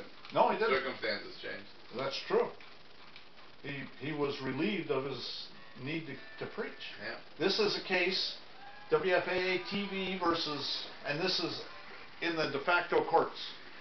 This is in the 14th Judicial District in Dallas in 1995. And it says here, order of dismissal. It's hereby ordered this cause of action is hereby dismissed for lack of jurisdiction, since the subject matter has previously been adjudicated, and res judicata does apply and bars this action. That was the first case you mentioned earlier, right? Yeah. Yes, it is. Okay. And how do you define that or verbalize it so I know for the... How do you... WFAA TV versus Johnston, I guess, eh? Or Lakeview Developers? Yeah, Johnny Johnson and Wilkins and Lakeview Development. Right. Well, I would just say Johnston et al. And others. You know, WFAA TV and others versus Johnston and others. Right? What was the essence of their complaint against the TV station in the first place? If you want to read this thing, you're welcome to. Some of it's hard to read. Huh? I never found it. It sounded like somebody broke into somebody's office and stole some paper. That's entirely possible. I mean, you can read it as well as I can, and some of it's really hard to read. Right. I did read it. You sent it to me a couple days ago. Right. Is it really material? But the important thing is, maybe, to me, the important thing is the procedures that were followed.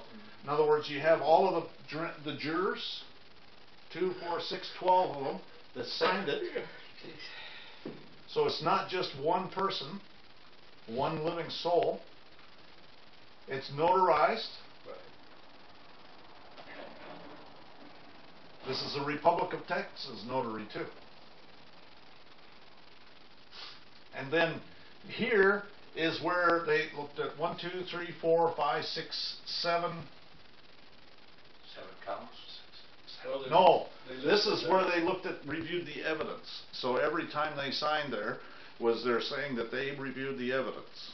Okay, that's all it's all that they're looking at here. Right. Is that other page still upside down? And the clerk is signing there. What's that? I think the 8th page coming up next, which was the dollar reward, was upside down. That might be the next page.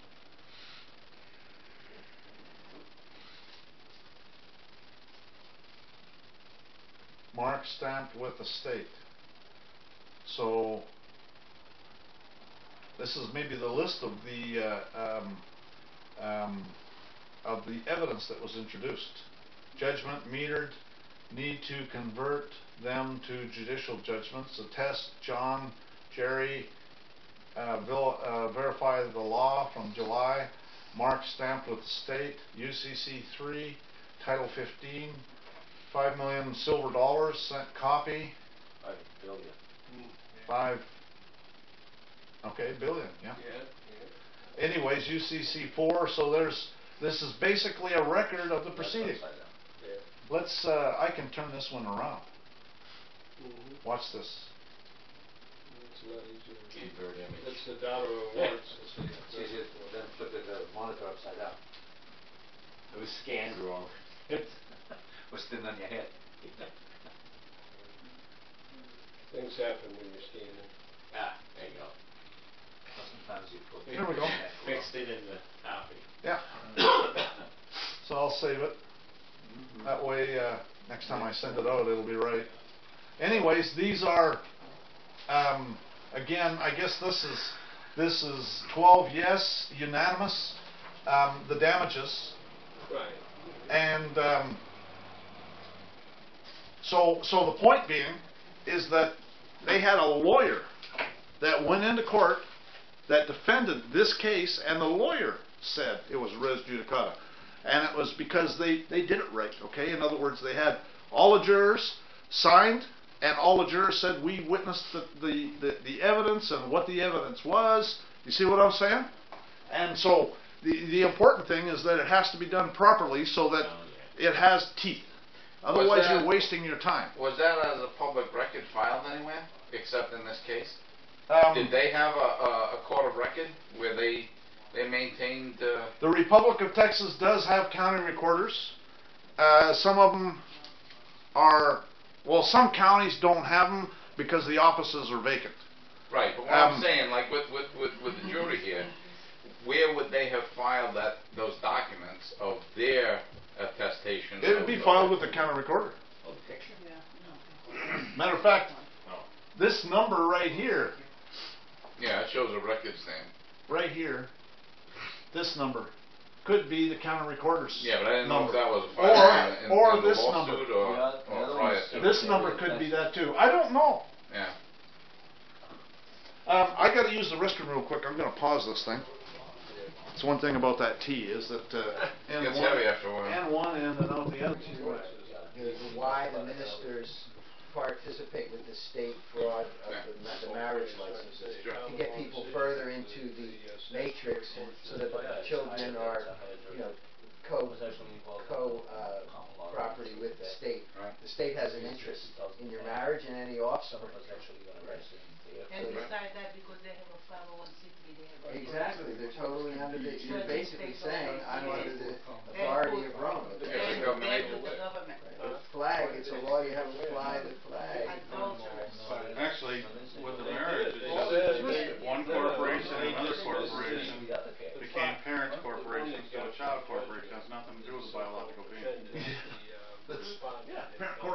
child corporation, that's where all the Child stuff is. corporation. Yeah. That's all the marriage certificate does. Subsidiaries. Yeah. And So a subsidiary of the parent it had corporation already in the been United States. decided, which is It's like any two companies who want to merge, they have to get approval to merge. They say, Yeah. the.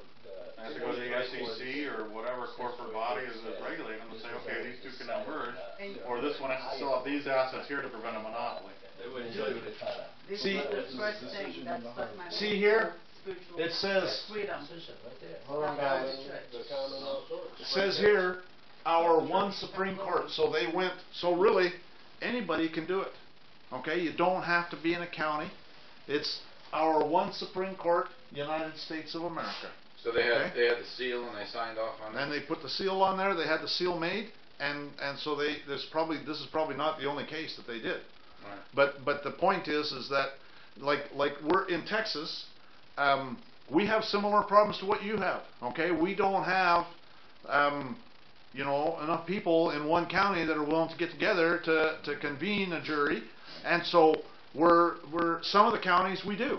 And with there's a difference between the Republic of Texas and the state of Texas. In other words, the Republic of Texas has 35 counties, and the state of Texas has 211.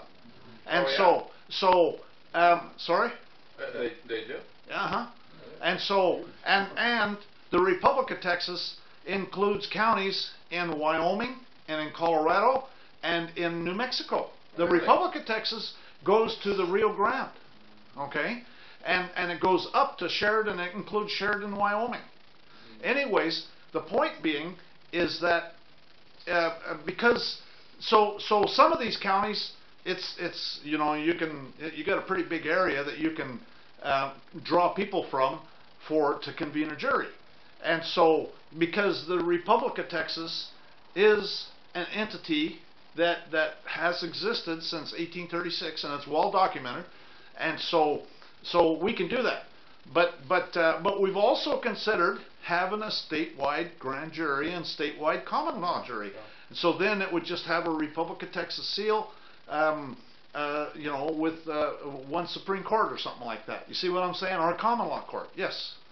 Where are they getting their funding to run these operations? Voluntary, and we have a filing fee. It's very difficult to get a jury to wake up and do their job when they're not compensated. I understand. And I'm in the middle of one right now, and it's absolutely unbelievable. We've had to replace jurors numerous times because they say they want to be a juror, they sign on to be a juror, and then all of a sudden it's like, oh my God, we got to read these documents, we got to think about the law. Yeah, I know. It's unbelievable. I know. It's recruiting and it's an education. You got to educate them, and you got to tell them that you got to commit to, we're going to be having meetings, and you got to commit to coming, and you have to commit to spending the time. Either that or we don't want you, and you got to understand that if you have an issue, that we might not be available for you either. If you're not going to help us out, then I don't know that we can help you out. You see what I'm saying? And so you got to twist their arm a little bit and get them to participate.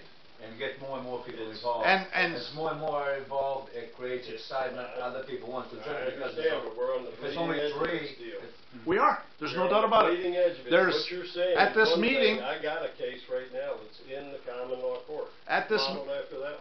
At this meeting, we had probably 20 people at this meeting I went to that were from Houston alone. And so obviously Houston's not going to have too much trouble.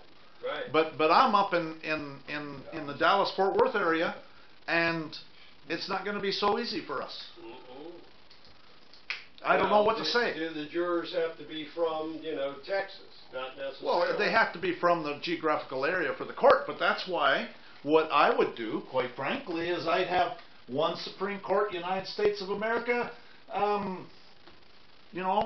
can show you. New Jersey State. I can show you what we've done for Florida.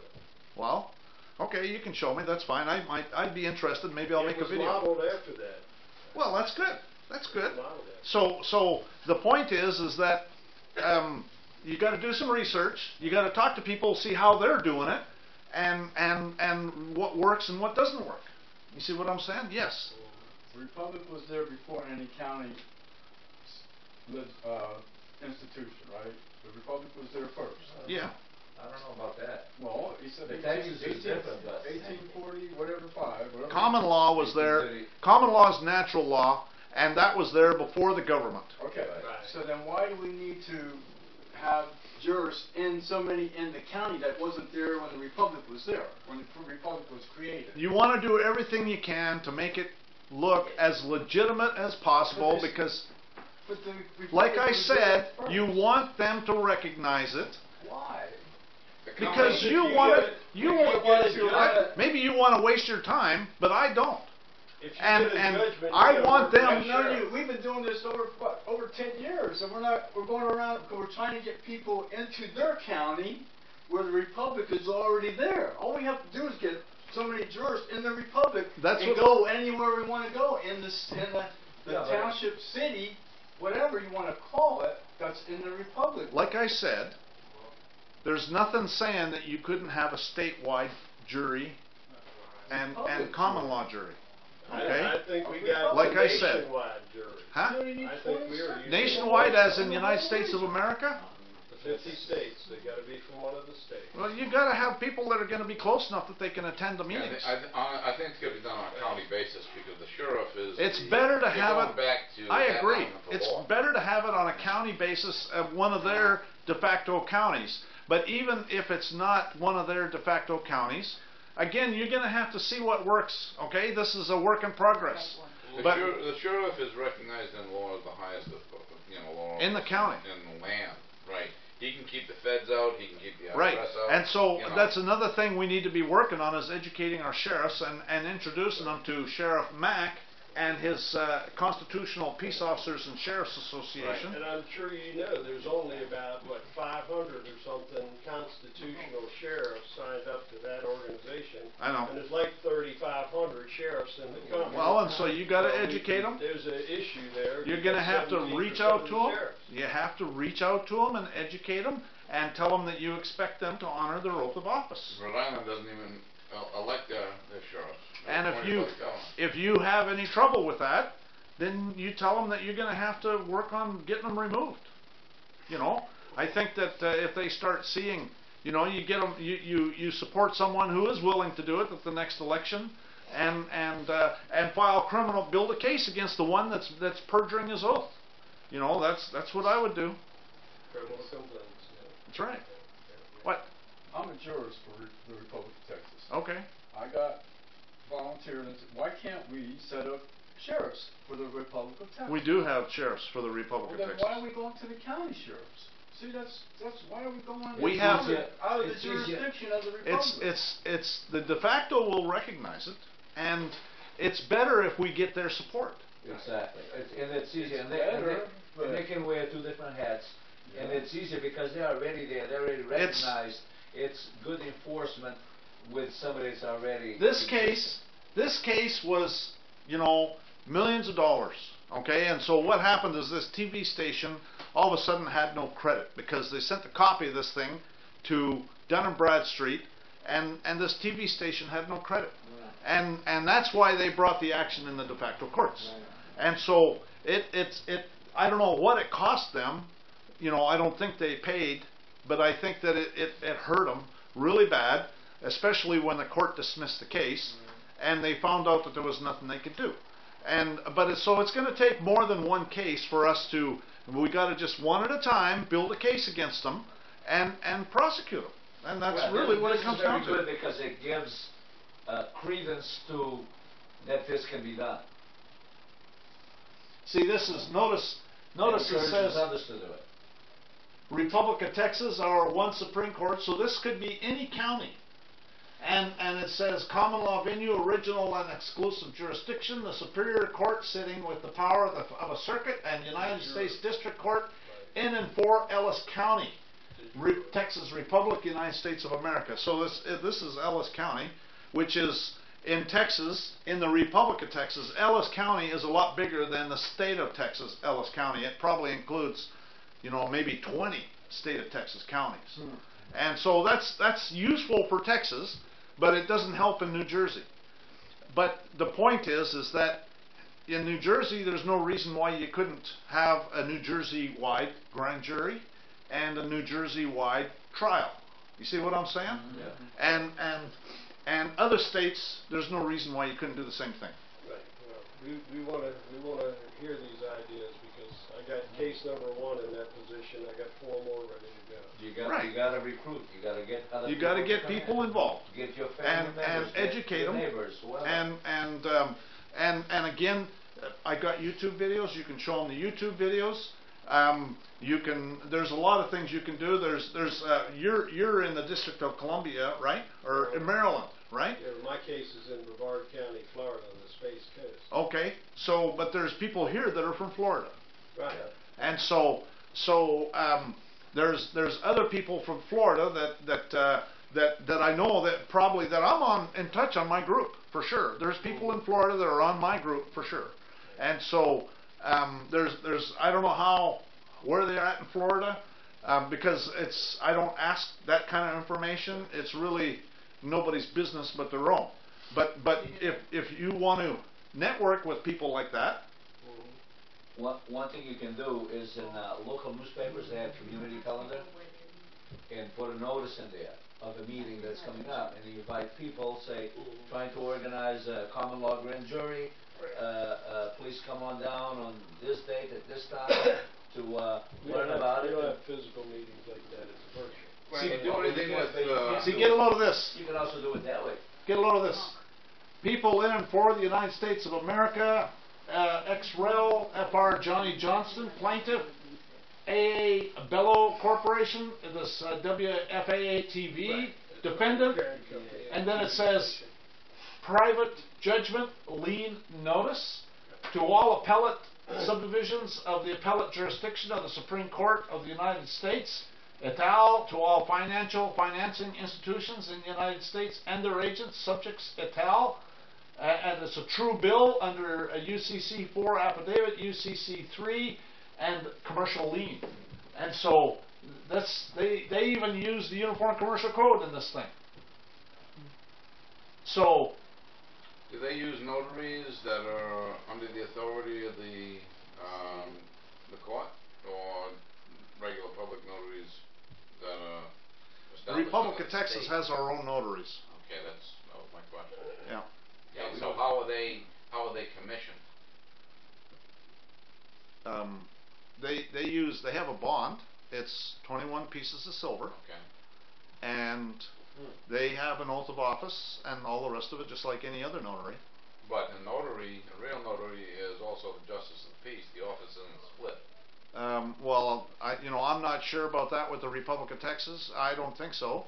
But I can tell you that they do have a certificate of commission saying that they're commissioned as a notary. I've got a commission as a charge d'affaires. When I was up here in New York working, I was a charge d'affaires for the Republic of Texas. So I've got a commission saying that I was a charge d'affaires for the Republic of Texas.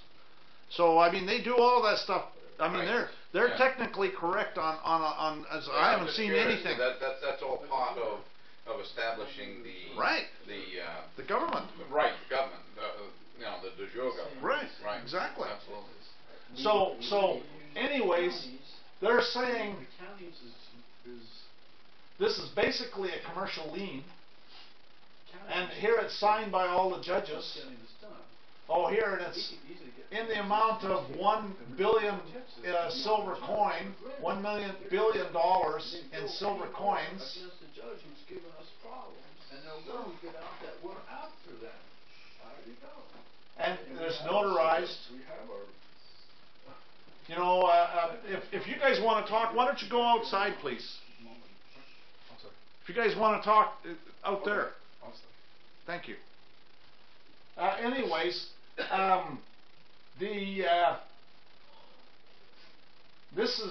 it's going through and showing how they looked at all the evidence. I think we already talked about that. It's a commercial lien. They're using the Uniform Commercial Code in here.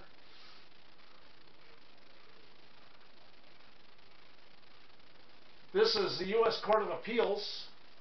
Now, I'm not sure why they put this in here. Is it an exhibit? Yeah, it's an exhibit. Exhibit 1A up top on the left. Oh yeah, okay, I'll let you have that. Thank you. This is 24 pages. This is reverse chronological. So they're using it as an exhibit. Common law court. So they use these previous court cases as substantiation to show that they could do what they did. What's the date on that one? This is a letter from Jesse Enlow, who was a former president of the Republic of Texas. This is this is the decision of the 10th Circuit United States Court of Appeals. The date might be on the bottom of that, on the signature. This is just Jesse Enlow's. He's a former president of the Republic of Texas. He's passed away now. But this is here's the motion to dismiss with brief. So this is their attorney. These guys' attorney, the defendants in this case, their attorney's motion to dismiss. So their attorney is who moved the court to dismiss this case, and the court obviously agreed with them. Judicial notice of no venue or jurisdiction. Right. Why didn't the plaintiff fight that dismissal?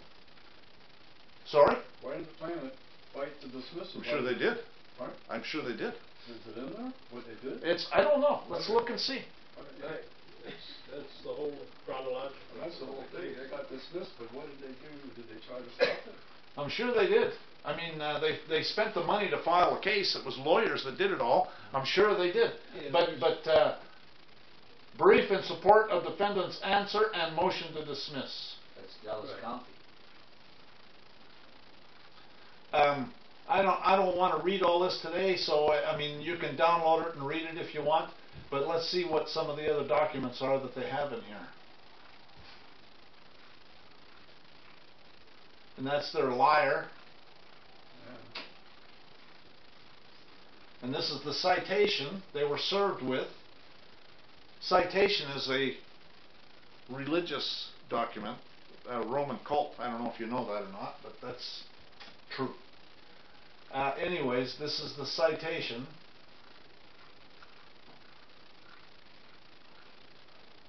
This is defendant's answer. Okay, so so far there's nothing from the plaintiffs.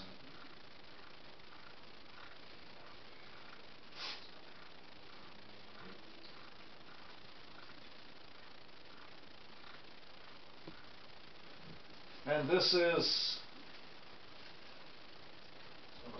as counsel for the plaintiffs. Okay, so this is a letter, a personal letter, via hand delivery from the liars for the plaintiff, trying to get them to dismiss it. As counsel, I'm writing to ask the court to reinstate this case. An order of dismissal was signed on 19th of December. Plaintiffs never had an opportunity to be heard in opposition to the motion to dismiss. More importantly, the motion to dismiss is specious.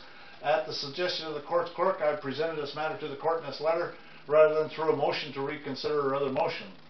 So obviously that's what happened then, isn't it?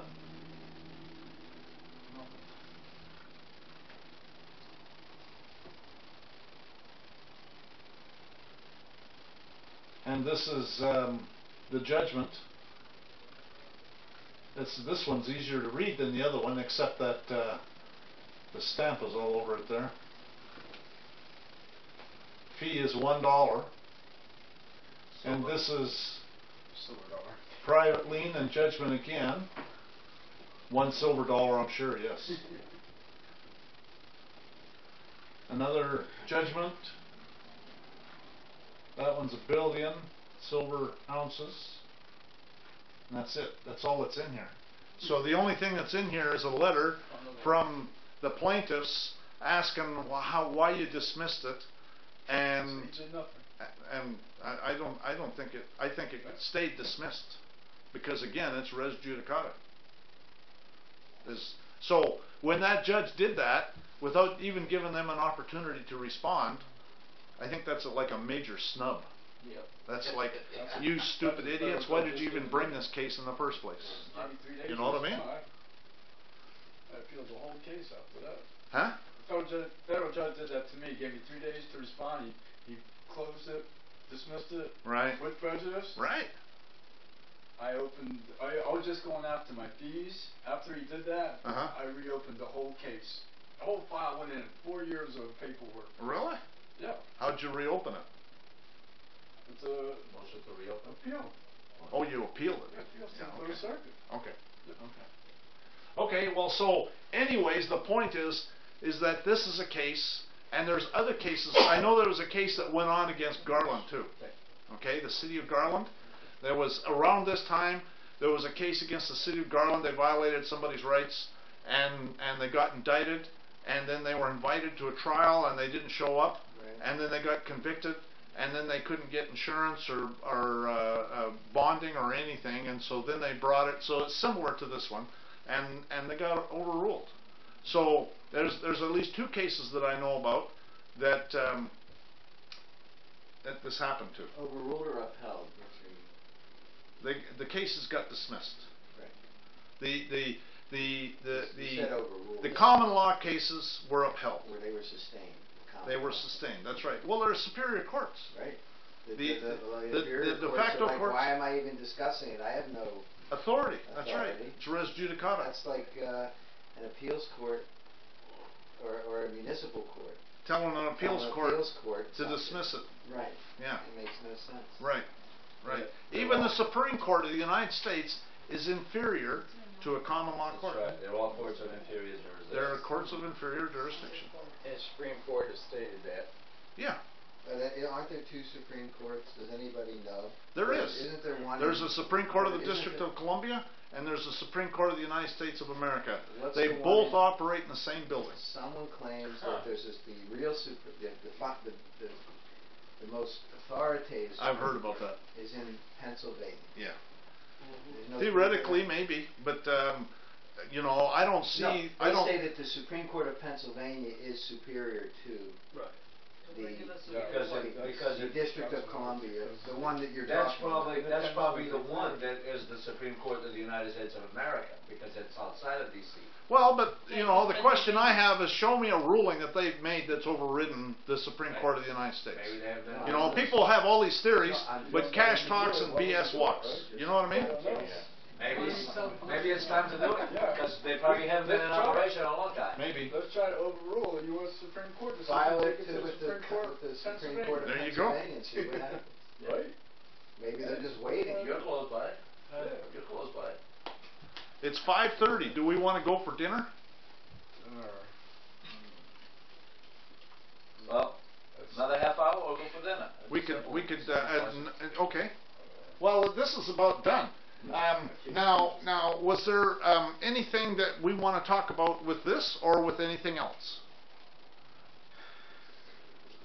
I have a question. My basic question, which you answered yesterday, but I haven't watched the video on it yet. And that is, my first step is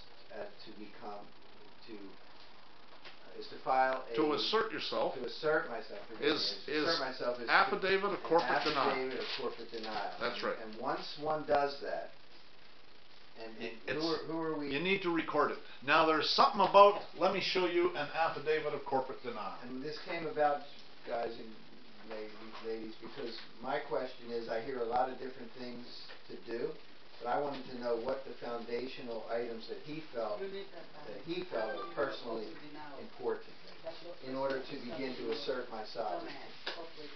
And once that act is taken, what the benefits are. You're talking about a foundational document for yourself. Or number of steps. Because it's like, I feel paralyzed. Where to start? He wants to know what's the first step. Where to start? Foundational. The foundation. I am the act of God doing the will of God. Well, I don't want to be locked up for no good reason. You get used to it. That's the foundational document right there. You get used to it. The birth certificate, the truth behind the birth certificate is what? What does it register and record? The event. What's the event? The birth. Of what? A corporation. No. A living person. No. What's the event that happened to create the spawning of a birth certificate? Wasn't it the act of God? No. Didn't the act of God spawn the birth certificate? I suppose. Yeah. Well, at least it Didn't spawned have- the baby that was born. Right. You but- can but- make that okay, argument. I wouldn't The say- act of God created the baby, the union of the male and female energies. It created the baby. Mhm. The baby comes out. The birth certificate is ready. Therefore, it registers and records the event of the act of God. Okay. So if it's an act of God in a world of insurance, what's the only thing that's uninsurable? Act of God. There you go. There's your exemption. And strikes. And what? And strikes. Strikes. Well, that's an exclusion in insurance. They say They are. exclusion, strikes, and act of God. I don't know what. Oh, strikes. Okay, like Strikes, labor strikes. labor strikes, yeah. Okay. Okay. But so the birth certificate actually records the act of God and creates the corporation associated with it. Therefore, that act of God cannot be held liable for anything it does in the insurance world, for any losses it creates, because this is all insurance. That's a So, good argument. That's no losses can be attributed to it, and that's really what they're stealing from you, is your act of God. And they're turning into an act of statute, because the birth certificate is an act of statute. It's a creature of statute, not an act of God. And according to their statutes, the birth certificate's not to be used for identification either. Right. Well, not only that, according to the guy who yelled at me 8 times about it. I literally, this There guy, was a YouTube video by this guy from Canada that Yeah, was Big going Beck. through that, and it was really good. Big Beck. No, it wasn't Vic Beck. It was someone else. Adam, he calls himself Adam, he Oh, calls himself is that Hallow. Vic Beck? That's Vic Beck. He Oh, goes is that under, right? Okay. he changed it to Hallow at one point, now he's Adam. Okay. Whatever. Okay, so Vic Beck. Whatever floats his boat. Yeah, yeah. So I mean, that's actually a very interesting and probably 100% correct. You know, I still have to. I believe it's probably true, but I can't say for sure because I haven't done the research. But at any rate, this is the corporate denial. This is like the second page. This first page is just some preamble stuff. The important thing here is right here, under Texas Rules of Civil Procedure, an allegation that a corporation is incorporated shall be taken as true unless denied by the affidavit of the adverse party, his agent or attorney, whether such corporation is a public or private corporation and however created. And so, again, that's in Texas Rules of Civil Procedure, but actually there's court cases that talk about the same kind of thing. Failure of any adverse party to deny under oath allegation that party is a corporation dispenses with the necessity of proof of that fact, and that's Galleria Bank versus Southwest Properties. This is a federal court case. Actually, this is 498 Southwest 2D, which I'm not sure what that's a federal. That's probably some state court case. Nah, it'd be a federal case. But anyways, then also when the complainant is lodged by the government for a fine, fee, or tax, all of which are revenue, they are imposed only on corporations. That's Colonial Pipeline Company versus Triangle. That's U.S. Supreme Court. And then if respondent is not a corporation, he cannot appear and plead. And that's West Union Telephone Company versus Iser. And also there's a bunch of other sites here. And so the point being is that there's a whole bunch of reasons why you've introduced evidence, or someone has, that there's this corporation. You need to introduce evidence, something that you can introduce as evidence in court that says that you're not a corporation. So you're officially And denying what they say. That's right. That's right.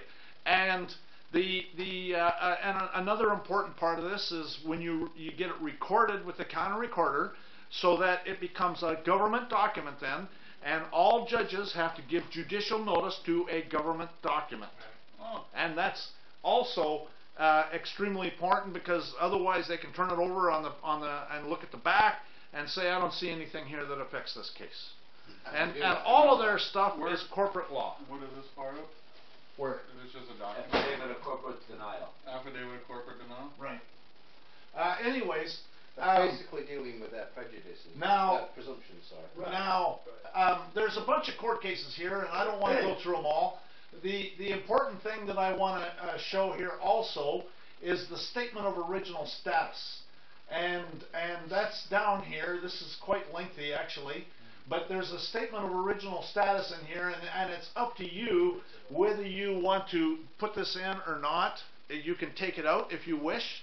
The reason you have a statement of original status is because because of the maxim of law, which we'll talk about right here, which says that the right of blood and kindred cannot be destroyed by any civil law. And so, that goes against the corruption of blood. Exactly. They cannot pass any law that prevents corruption of blood. Exactly. And so that goes, if you can come up with an ancestor that was here prior to the Civil War, then it becomes corruption of blood. Okay? And I have an ancestor that was here before the War of Independence. And so that's what this statement of original status is right here. My ancestry going back to the 1700s. Are you laying out your ancestry chain right there? And plus I attach a pedigree chart, and the purpose of that is to essentially say, if you don't like this ancestor, I got a whole bunch more to pick from. Wasn't our ancestor Adam here before? Well, whatever. The point is the Constitution, okay? Adam wasn't here when the Constitution was done. And so, another thing to consider is I've got a YouTube video called the Foreign Sovereign Immunity Act. And that's a recording by Al Barcroft, who is dead now, by the way. But he talks about the Foreign Sovereign Immunity Act and his assertions in federal courts. And one of the things he says is that even if you can't come up with an ancestor that was here before the Civil War, and I'm not telling you to do this, okay? I'm not telling you to fraudulently make an affidavit. But he says in that video that if someone was to just make it up, okay, then the only people that can call him a liar is someone that has first-hand knowledge of that, first of all, and who has first-hand knowledge of your ancestry. They're all dead. Well, that's right. And so secondly, the people that are trying to violate your rights are nothing but thieves and pirates. And so you have to decide what you want to do as far as your pedigree chart and your ancestry. I have ancestors that were here prior to the Civil War. If and so I would suggest that you watch that video about the Foreign Sovereign Immunity Act and come to your own conclusions about what you're prepared to do. If you have ancestors that were here prior to the Civil War, then use them. And if you can take them back before the War of Independence, then that's even better. But as far as making anything up or anything like that, that's entirely up to you. I would never encourage you to do something like that. But I'm not sure who could call you a liar if you did. Yes. Your ancestor that came over before the Civil War or whatever, they lived in one of the colonies? Virginia. Right, that's what I'm saying. That's a requirement. I mean. Yeah, I had. There's a family story, in fact, that I had. My middle name is Winningham. Right. Okay. Well, my mother had an ancestor in my mother's family his name was Buckingham, as in Buckingham Palace, right, where the Queen lives. Right. Anyways, his name was Buckingham, and he got into these duels in the 1600s, and he was a good shot, so he won the duels. And these people that he killed, obviously, they were pissed off at him, and so they were hunting him down, wanting to get him in duels. And he didn't want to be getting into these duels all the time. So he came to America and changed his name to Winningham. Winning the duel. Yeah. Winningham, yeah, that's right. So that's how the Winningham name, I guess, got started here in America. And all the Winninghams here I'm probably related to somehow. I was never all that interested in the genealogy until this. Right. Came up. This is extremely powerful. We your right of blood. 1631. Corruption of blood. Boris nailed it on the head. So you forgot the part about who knows who was sleeping with who back then anyway. That's true. That's true. That's true. Al Barcroft says that. Who knows who was sleeping with who back then? So they actually, black people, he said, Al Barcroft says that black people have actually claimed, used the statement of original status, because who knows who was sleeping with who back then? I mean, it's well known that many of these, like Jefferson, had kids that were black.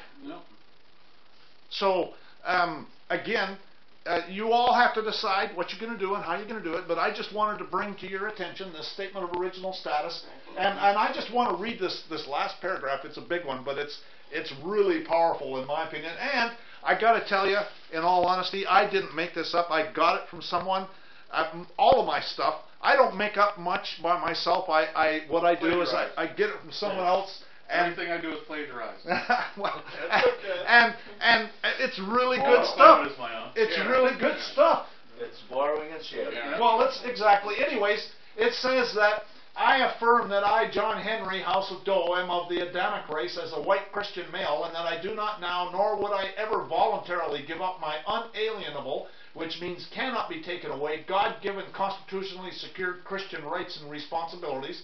For I, John Henry, House of Doe, have never knowingly given up my birthright as one of the direct descendants of the posterity, as noted in the preamble both of the Arizona State Constitution, 1905, and the Constitution of the United States of America, 1786, and its Bill of Rights, 1791, and also designated in the Declaration of Independence, 1776, for and because my fifth great-grandparents, who were James I, House of Henry, and Sarah Nichols, House of Henry, whose grave sites and gravestones are clearly marked, now serve as an at-law public notice of their once existence and their judicial power citizenship status, which was passed on to me, John Henry, House of Doe, as an inheritance for and because James I, House of Henry, who's naturally given birth in the year 1756, living on the land now known as Prince George County in Virginia Colony, which ultimately became Virginia State, a state in the Union States of America under the Articles of Confederation, 1781,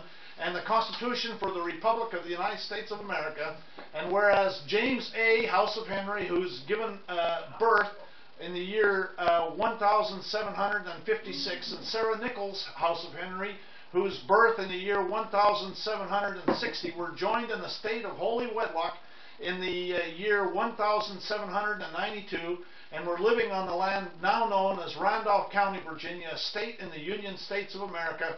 And these pioneers were the people who were the part, process, and action which eventually led to the establishment of the Statehood Enabling Acts of Congress, 1796 for Tennessee, 1821 for Missouri, 1905 for Arizona, which then allowed the 5,000 free white males within the boundaries then designated as territories to create said states, and the true copy of the current pedigree chart, which is attached here to, all of which is incorporated herein by reference in its entirety.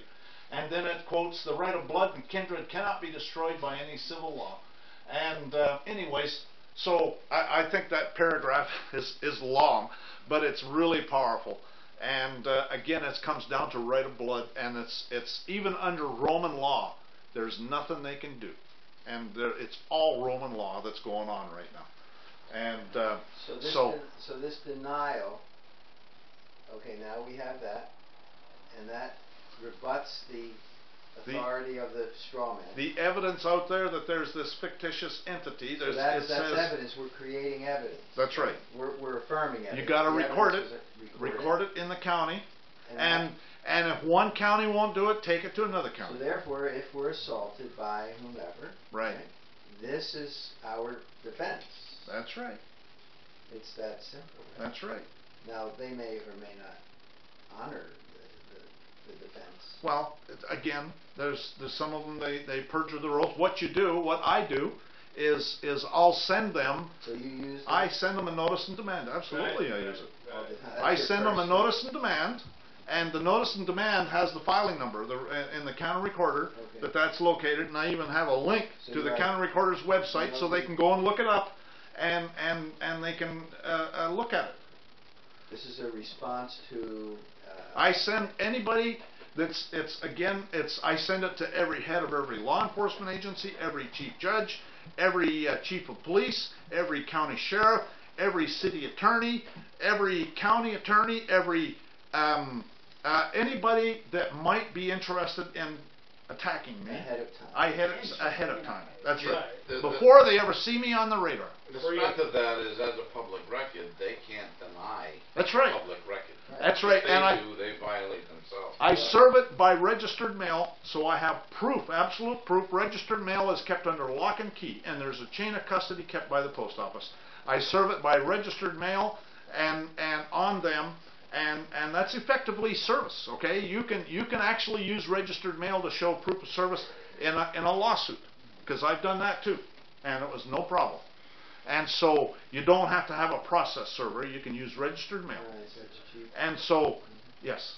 Well, I don't want to change the whole focus, but I do have a question I'd like you to address eventually, which is registered versus certified mail. Yeah, I just said Well, it. you said chain of custody, and I understand that. Certified mail, there's no chain of custody, and it's net kept under lock and key. It's just a tracking number's all it is. Right, is So somebody going to claim that they modified the document? that's right. That's right. That's right. So I only use registered mail if I really want proof of service, and part of that is putting paper tape all over the thing, and the post office goes and stamps all over it, so then you can tell if it's been tampered with. I mean, it's all part of your proof of service. Right. What about using notary presentment with certified mail versus just going registered? It would be absolutely useless, because once the post office had it, it would not be under lock and key, and there'd still be no chain of custody. So what use is that? If you're in commerce, then absolutely certified mail works just fine. But if you want proof of service where you can go after somebody's bond and get them some free room and board in Crowbar Hotel, then registered mail is the only way to do it. If you want to just get money, then certified mail works fine. In registered mail, everyone who touches that piece has to sign off on it. That's right. Yeah, so the registered mail has a pedigree of everybody who touched it, right? I'm familiar with it. They use different vehicles. It's locked up in that's different right. spots. Right. I mean, Right, so that's the main what they difference. tell me, It's 'cause also if you international. go to the post office and ask, Oh, they're going to tell you you don't need to do that, of course. they But might say but that, but are they're you very willing? knowledgeable. First of all, you got to understand, okay, that you go to some government agency like the post office, and the guy says, "Oh, you got to have a driver's license, or you should use certified mail." You know what they're doing? They're representing you. They're saying you're a U.S. citizen. You're one of the slaves. You've got to follow these slave rules. So, are you going to let them get away with that? You're going to sit there and even listen to it? You know, I don't know, but I don't. It's up to you. I didn't ask their opinion. I just asked them the difference between certified and registered, and they explained it. Whatever. You again, if they're telling you what to do, then they are making a legal determination for you. They're representing you. They weren't And what? Doing that. Huh? They weren't doing that. Well, I asked them a specific question. They didn't make any legal determination. Well, yes, they are.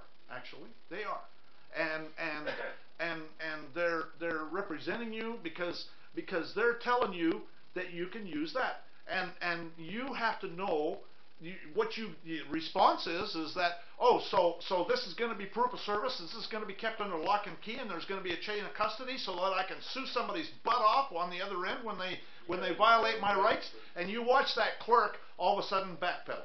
Right. It's got to be registered too. I mean, it really, you know, there's these clerks all the time make legal determinations for you. They think, well, first of all, if you go into a DMV, you got to be one of the slaves, and so you know, again, if you're dealing with like some court clerk and you ask them how you do this, well, you know, a lot of times they're very helpful, quite frankly, but at the end of the day, they're making legal determinations for you, and the burden's on you to know what you want to do and how you want to do it, and sometimes you just don't listen to them because they're representing you. They're idiots, okay? Like the idiot that's behind the bench. So, anyways, you know, again, you have to decide what you want to do and how you want to do it. So I hear from It's registered mail is the only way. Any more questions about the? Yeah, the notice in demand is so you send a notice in demand with this initially? No. To those people? You I wait don't. until the notice in demand is after something happens. I record this. No. I record this. It's an affidavit. I record it. A notice in demand is nothing more than a letter. It's just signed. You're just saying you're noticing This is notarized. you're noticing everyone that this has been recorded. That's right. That's part of it. But there's other stuff that you say in the notice in demand too. Okay. Is this in your forms? Yes. Yes. Yeah. It'll be in the files directory in the Yahoo group. Okay. How does that affect one's contracting status, like with a driver's license or all the other items that, like, well, if I do this, I'm saying. The way you have to look at it, is they have all these fish hooks in there. Okay? And You just got to pull them out one at a time. Yeah. Okay? And just quit dealing with it. You see what I'm saying? Don't get these fish hooks in you. And that's basically the way you have to look at it. So nobody's born sovereign. I mean, we're all educated by the government's educational system. Their government's educational system has taught us how to operate in their system. But they haven't taught us everything. And that's the purpose of what I do, is I teach you this other stuff that's outside the box, and how to get along, and not be in their system. Now, Boris tells you more about how to operate in their system, and that's valuable, especially sometimes you really have to be in their system. And if you do have to be in their system, then you need to jump through the hoops. And you're protesting the whole time. Well, yes and no. Actually, if you're going to be in the system, then you're in the system. You're a slave. And the key is not to bring up, like I would never, if I was, like for example, I have a rental car, okay? And so therefore, the straw man has a driver's license. So when I get stopped by the cops, or if I got stopped by the cops, quite frankly, hello? In the rental car. In the rental car, I would probably give them a driver's license. And in a case like that, I would probably just pay the fine. Whatever it is, just make peace. Okay? Because going to court after something like that and say, oh, I'm sovereign. Okay? That's like putting a big target on you. And so either that, or I might use one of Boris's techniques and deal with it that way. But the bottom line is that I wouldn't go in there and say, oh, I'm sovereign, I'm the king. What do you guys want me for? You know, that's like... And so, again, you got to know the nature of what's going on and how to deal with it. Now, why if you're not in a rental car, in your private... Now, what you could do with a driver's license is really simple. With his affidavit there, Your Honor, I do not believe I was acting in a corporate capacity. Yeah. Yeah. Wait, say it again? Your Honor, I do not. I have good faith belief I was not acting in a corporate capacity. Not acting in the corporate capacity. That's right.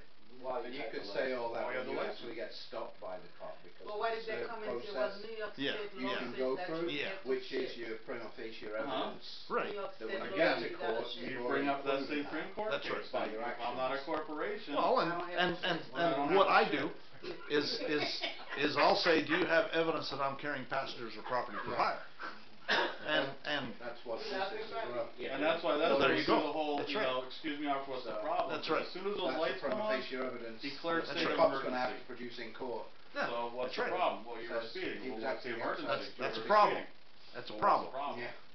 So I mean, I wasn't acting it's in just a corporate understanding what's capacity, going on. so what's There's the a guy that I know. I wasn't hauling hazardous materials. That's corporate. I can only listen to one at a time. That's what I was talking about. I understand, but it's There's overriding. a guy that I know that he'll get stopped by the cops.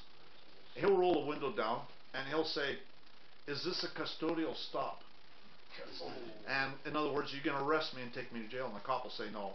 And so then he'll say, "Okay, thank you, have a nice day," and he'll drive away.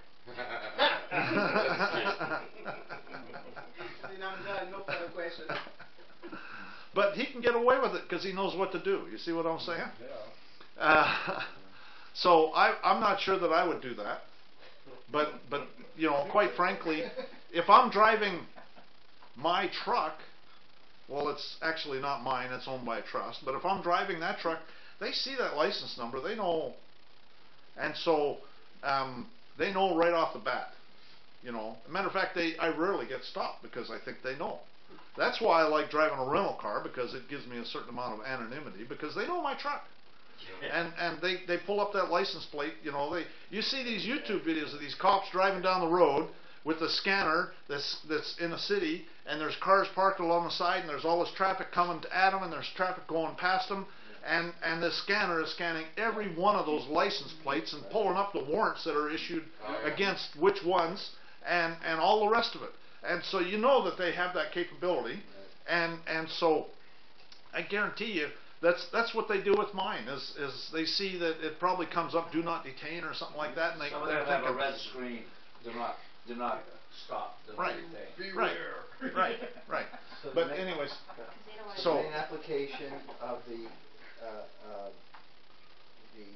affidavit of corporate denial is to, like, how do you...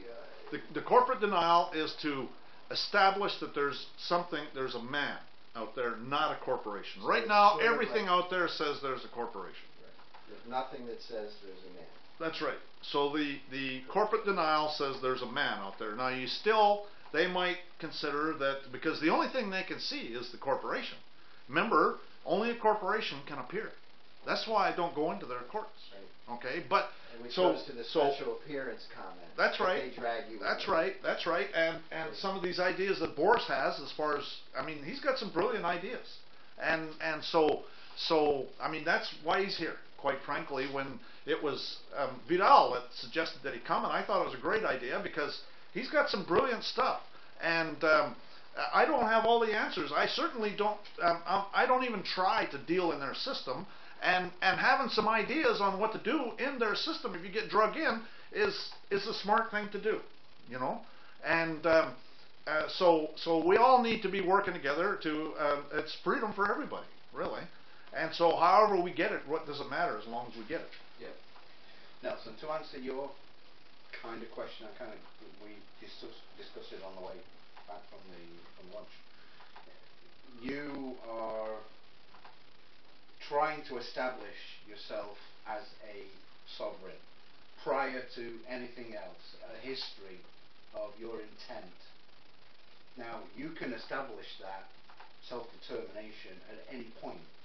You could be driving down the street, traveling down the street, and a cop pulls you over, and you could decide right at that moment that's your age of self-determination, and that's when you're going to establish your sovereignty. It's a little harder to prove at that point because they have the history. How do I get through Yahoo? What's the Yahoo group? But they, sorry? What's the Yahoo group? You still have administrating of public servants? The ability to do that at any point. I understand that, but I'm just like I've just been playing in their world as one of their slaves, saying I'm still a slave. I'm still. I know I am because I haven't done. I mean, I know I could, but I'd rather take action before I start spouting. Well, everything else is to back out from the system, stop using, but because Yahoo doesn't, Glenn was saying, they don't make it.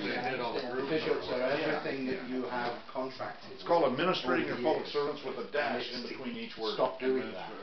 Get rid of all of that. Oh, the dash is there? No longer be a corporate person.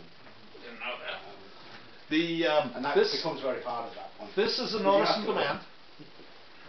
This is a notice and demand. Yes. Now, what you do is you record the affidavit of corporate denial, and then you send a notice and demand to anybody and everybody. I sent out literally thousands of these things, maybe even tens of thousands. Using do-it-yourself free mail? No, I sent them by registered mail. This has to be. Yep. I want proof. I want proof of service. With with do-it-yourself free mail, you may or may not get proof of service. Okay? It'll get delivered, but they may not track it in the postal system, and so you may not have anything showing that it was delivered. So if I want it proof that it was actually delivered, and I'll pay the money to get it. You see what I'm saying? Anyways, this is a notice and demand. It's sent by registered mail. It's personalized. This one's personalized for the chief of police for Polano. And I tell them it's non-negotiable, meaning there's no negotiation here. This is the deal. And I tell them I accept your oath of office. I tell them the private man, subordinates and successors. I'm not sure how. It's just something that I put in there. It's hard to say how effective that is because you still really need to. His subordinates you can hold accountable, but his successors, it's hard to say. But anyways, I put that in there. I tell them I accept your oath of office. Equality under the law is paramount and mandatory by law. I did not give you the authority to make a legal determination for me. If they stop you on the road, okay, you have to understand they're making a legal determination for you. They're saying, oh, there's a person I can stop. You see what I'm saying? He just made a legal determination. And so I'm telling them they don't have authority to make a legal determination for me. If anyone who acts on my behalf bears all liability, okay? And if you think or assume you're representing me, you're fired. And that's what they do, is they represent you. They can't make a legal determination without representing you. Right. See what I'm saying? And so then I'm competent, and you are not competent in my affairs, and I am competent in my affairs. And then the name is copyrighted, and any communication with me is signed under penalty of perjury, and this is the fees for using my copyrighted property. Anyways, this thing is how many pages? I don't know. It's 22 pages. Ooh. So it's quite lengthy, okay? But it talks about martial law and all that stuff, about war crimes, and the thing that I want to point out too is it talks about how when a judge is acting as a judge, they're clerks, okay? And then judges who become involved in enforcement of mere statutes, civil or in criminal nature, and otherwise act as mere clerks for the agency. And then it also goes on and says that that ministerial officers are incompetent to receive grants of judicial power from the legislature. In other words, they cannot do orders, they cannot do anything like issue a court order or warrant or any of that stuff when he's a bought and paid for clerk masquerading as a judge. Think about it. So That's basically exactly. you're saying only common law judges or have any Force of law. Remember, law it over goes you. back. Over That's you. right. That's As right. a sovereign. It goes back to the idea that all legislative courts give advisory decisions only that do not have the force of law. Right. And so, anyways, I now, have a question. what's that? When this corporate denial is filed, is it necessary to file a UCC? No. I do not do that. Okay. I don't know if Boris does. You have to talk to him about that. I do not do it. I did it. All right. We have got a UCC sitting on the front page of the site, the main page. Some attorney firm had sued my buddy, or who used to be my buddy. I don't know what stand we have now, but he had this UCC in the county. One of the paralegals found it and put it into the court case. They ended up contacting the Secretary of State to contact the hospital of birth. Within a few weeks it was gone. Within a year and a half it was absolved with accord and satisfaction. We have no idea what happened. Had no idea it was occurring. He didn't even know about it till one of our other buddies found it by accident. The whole website here on I Am Some Dude is an attempt to explain that. We had no idea what we had at the time, no idea how to replicate it or anything else. Now we find out that since the hospital registered the birth, it transferred an interest to the state. His UCC is designed that the estate is the debtor to the uppercase strong end. Yep. So, in other words, the secured party is secured by the estate because the debtor is the one securing the secured party on a UCC form. Like if you were to put one for Christ, Christ would be the debtor. Why? He pays for your sins. The debtor always pays. Right. So the debtor pays for the sins, for the debts. The secured party is the one receiving the payment. Right. The debtor is the one who's paying. So the way he has it set up is he took the UCC from the hospital, put it on there as a debtor, and where he was living put it on there as a debtor, and then made the individual the secured party or something like that. I forget how it actually is set up, but you'll see it. And it caused something to just be blown out of the water. So does that do a secured party creditor when you file that? No, Do you wouldn't have to. I mean, that right I there, don't- that right there is I don't what do he's any of doing. that. Yeah. You don't do this? First of all, you should never mix procedures Yes. unless you know what you're doing. Correct. Okay? So if you do his stuff, if you're going to do my stuff, don't do his stuff until you studied it thoroughly. I'm not saying don't do it at all. I'm just saying know what you're doing. Don't mix them. Right. Don't mix them, especially like if you go into court and you start mixing them, the judge, what he's going to do is he's going to see that you're mixing procedures. Right. He's going to see you don't know what you're talking Yeah, about, here's- and he's going to railroad you. Here's where I could see where his stuff and my stuff would mix. His stuff says all this corporate deniability. The judge rolls over it. Going, all right, fine, Your Honor.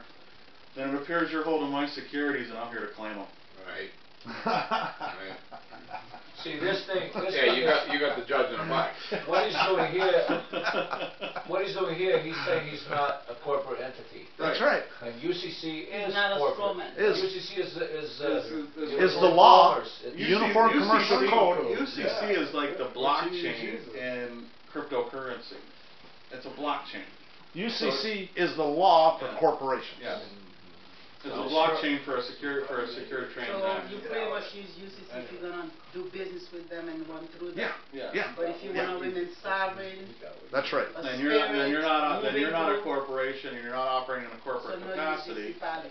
Therefore, none of these fines and fees and everything can apply. But if you're going to apply them, then it appears you're holding my security because you just made an assessment against a future performance. Because that's what a security is.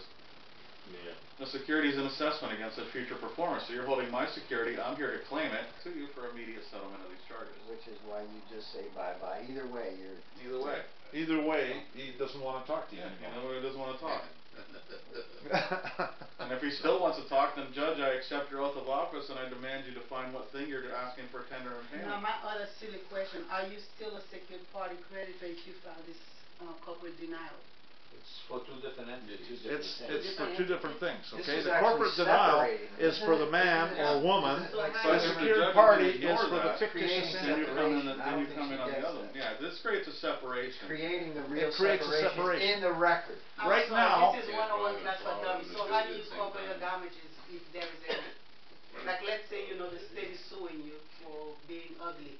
Right. How do you cover that $1 million? I actually haven't received anything, quite frankly. I can be honest. I filed commercial liens. I never received a penny. No, I'm saying like if they try to sue you, but how do you pay for the If they damage? try and sue me, what I do is within 3 days, I return their lawsuit with a reject their offer of contract, and I'll take it down to the court personally and make sure it's hand-delivered with witnesses.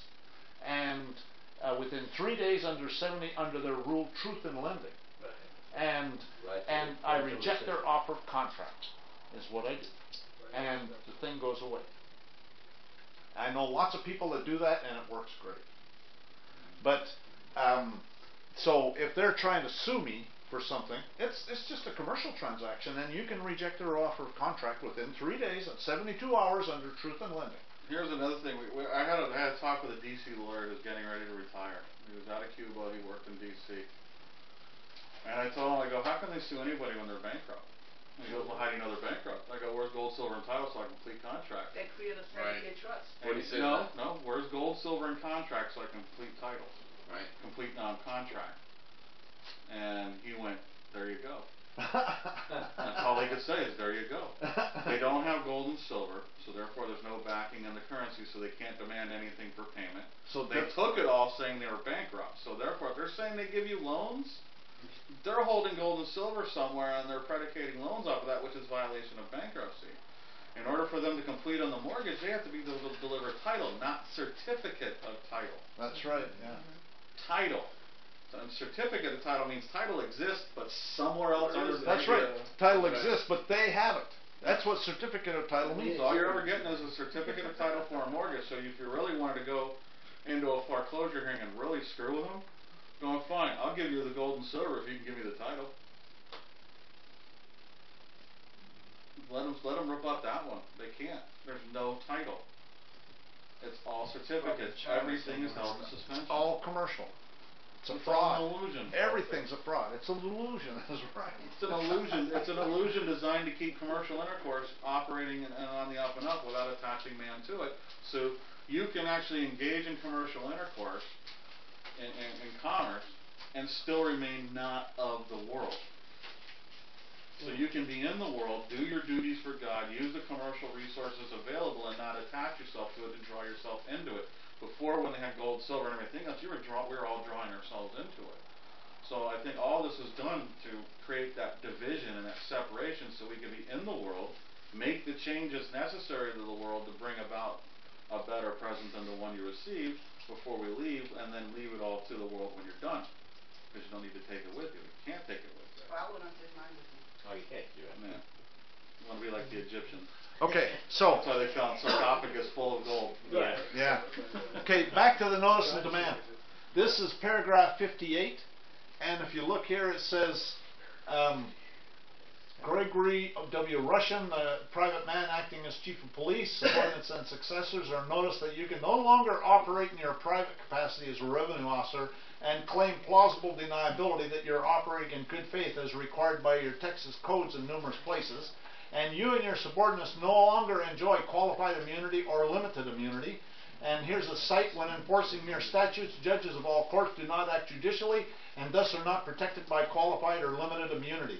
And if you proceed against me in any matter not involving a breach of the peace, you will not be operating in good faith as required by your Texas statutes or your federal statutes. And this is federal code, a defense, a good faith reliance on a court order, warrant or order, a jury subpoena, is a complete defense to any civil or criminal action brought under this chapter or any other law. That's Title 18, United States Code, Section 2707.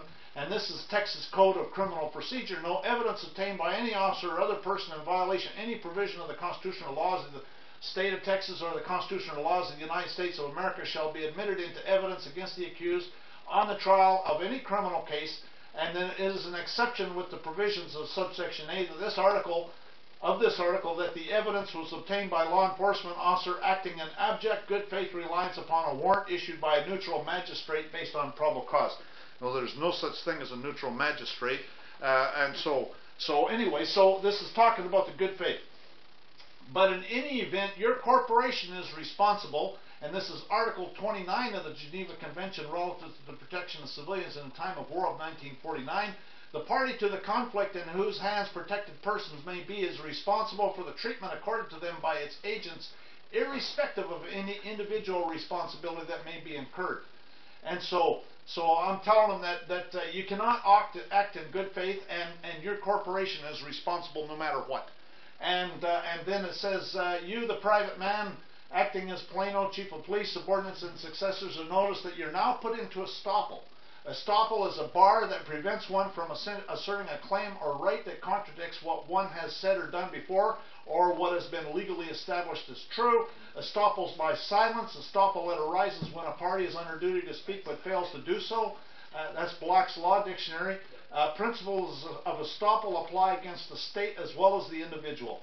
And then this last paragraph, it says Gregory Russian, Plano chief of police, subordinates and successors are first noticed that after saying all of this, I also want you to know that when you are operating in your official capacity as a peace officer, if you ever need me to give aid, I fully comprehend my duty in that respect, and I will be there for you anytime, any place, if I am able. And this is under posse comitatus, the power or force of the county, the entire population of a county above the age of 15, which the sheriff may summon to his assistance in certain cases as to aid him in keeping the peace and pursuing and arresting felons. And then I say, I hereby demand that you protect me from all foreign agents, like agents from the FBI, the DEA, the INS, the IRS, the DHS, the IMF, the CIA, and any other agents of foreign governments. And so, that's about it. But so it ends on a positive note, is what my point is. Right. What you're doing there is, because I was going to bring it up earlier earlier in the discussion, they operate under good faith protectionism. Right. Everything they do, cops and all these agents, they operate under a good faith. Right. That they are operating to protect you, etc., etc. Right. You have just noticed then that you know the game. That's right. And that you don't go along with it, so they can no longer claim that good faith defense. That's right. That's right.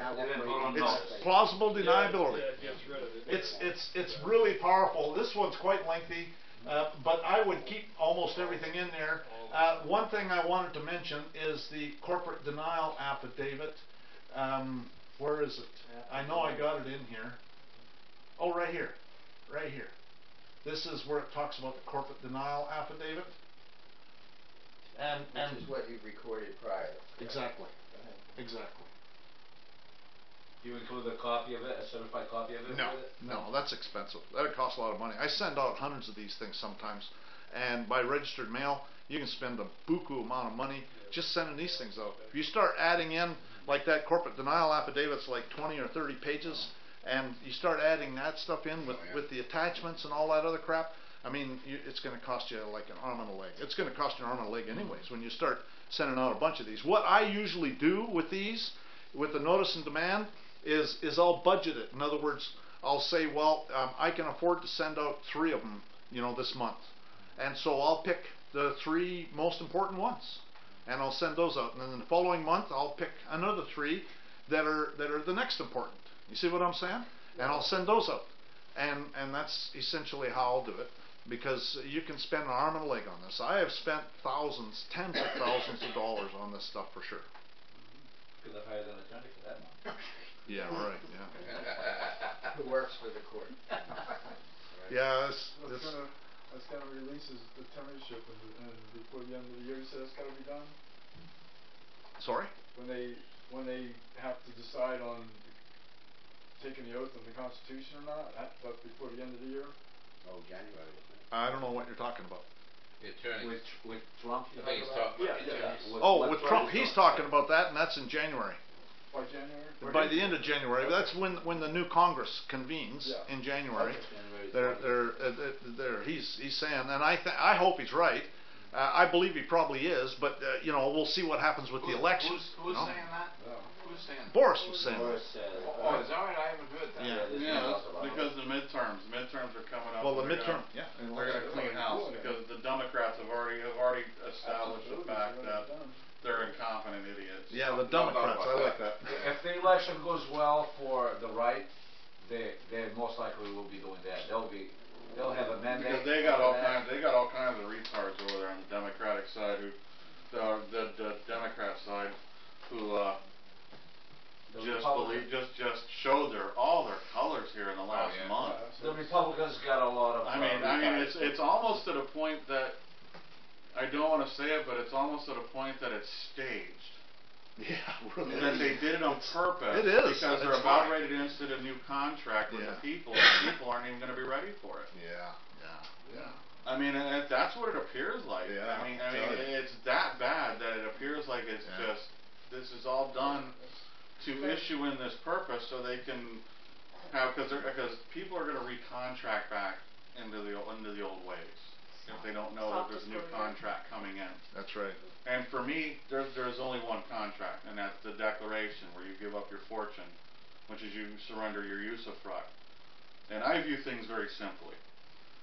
You don't have a right, you're wrong. And as soon as you're wrong, you're usufruct. That's it. So proof of claim means you better have a right to do whatever you're doing or you're wrong. And as soon as you're wrong, divine law kicks in and now you're fucked. Because that's what usufruct is. Usufruct puts all the liabilities on the one who's trying to profit and gain using property of another. So if they don't have any right to you or your property interest, then they automatically executed a right against those interests. Because that's how usufruct is, the right to receive that property, the right to receive that profit. So you already executed your right to it. You didn't have a right to it, so it's wrong, and now you're really screwed. Because now you have to give me a security, you have to inventory, you have to settle up the claims, you have to pay the taxes, you have to keep things in repair at your own expense. So now, you, by virtue of not having the right, you committed a wrong, and now you work for me. Now you're now it's like, quote, my slave. I'm the master, you're the slave. The problem is that most people don't have any clue about that stuff, and so we'll get the pirates back. Yeah, right. Have you ever looked at the, what you're talking about and some of those facts as a function of establishing body politics based on a commonwealth? On what, the common law? No, on a commonwealth. On a commonwealth. It works anywhere you look at it. Anywhere you go with this. If they don't have a right, it's wrong. As soon as you have a wrong, the person who committed the wrong is the use of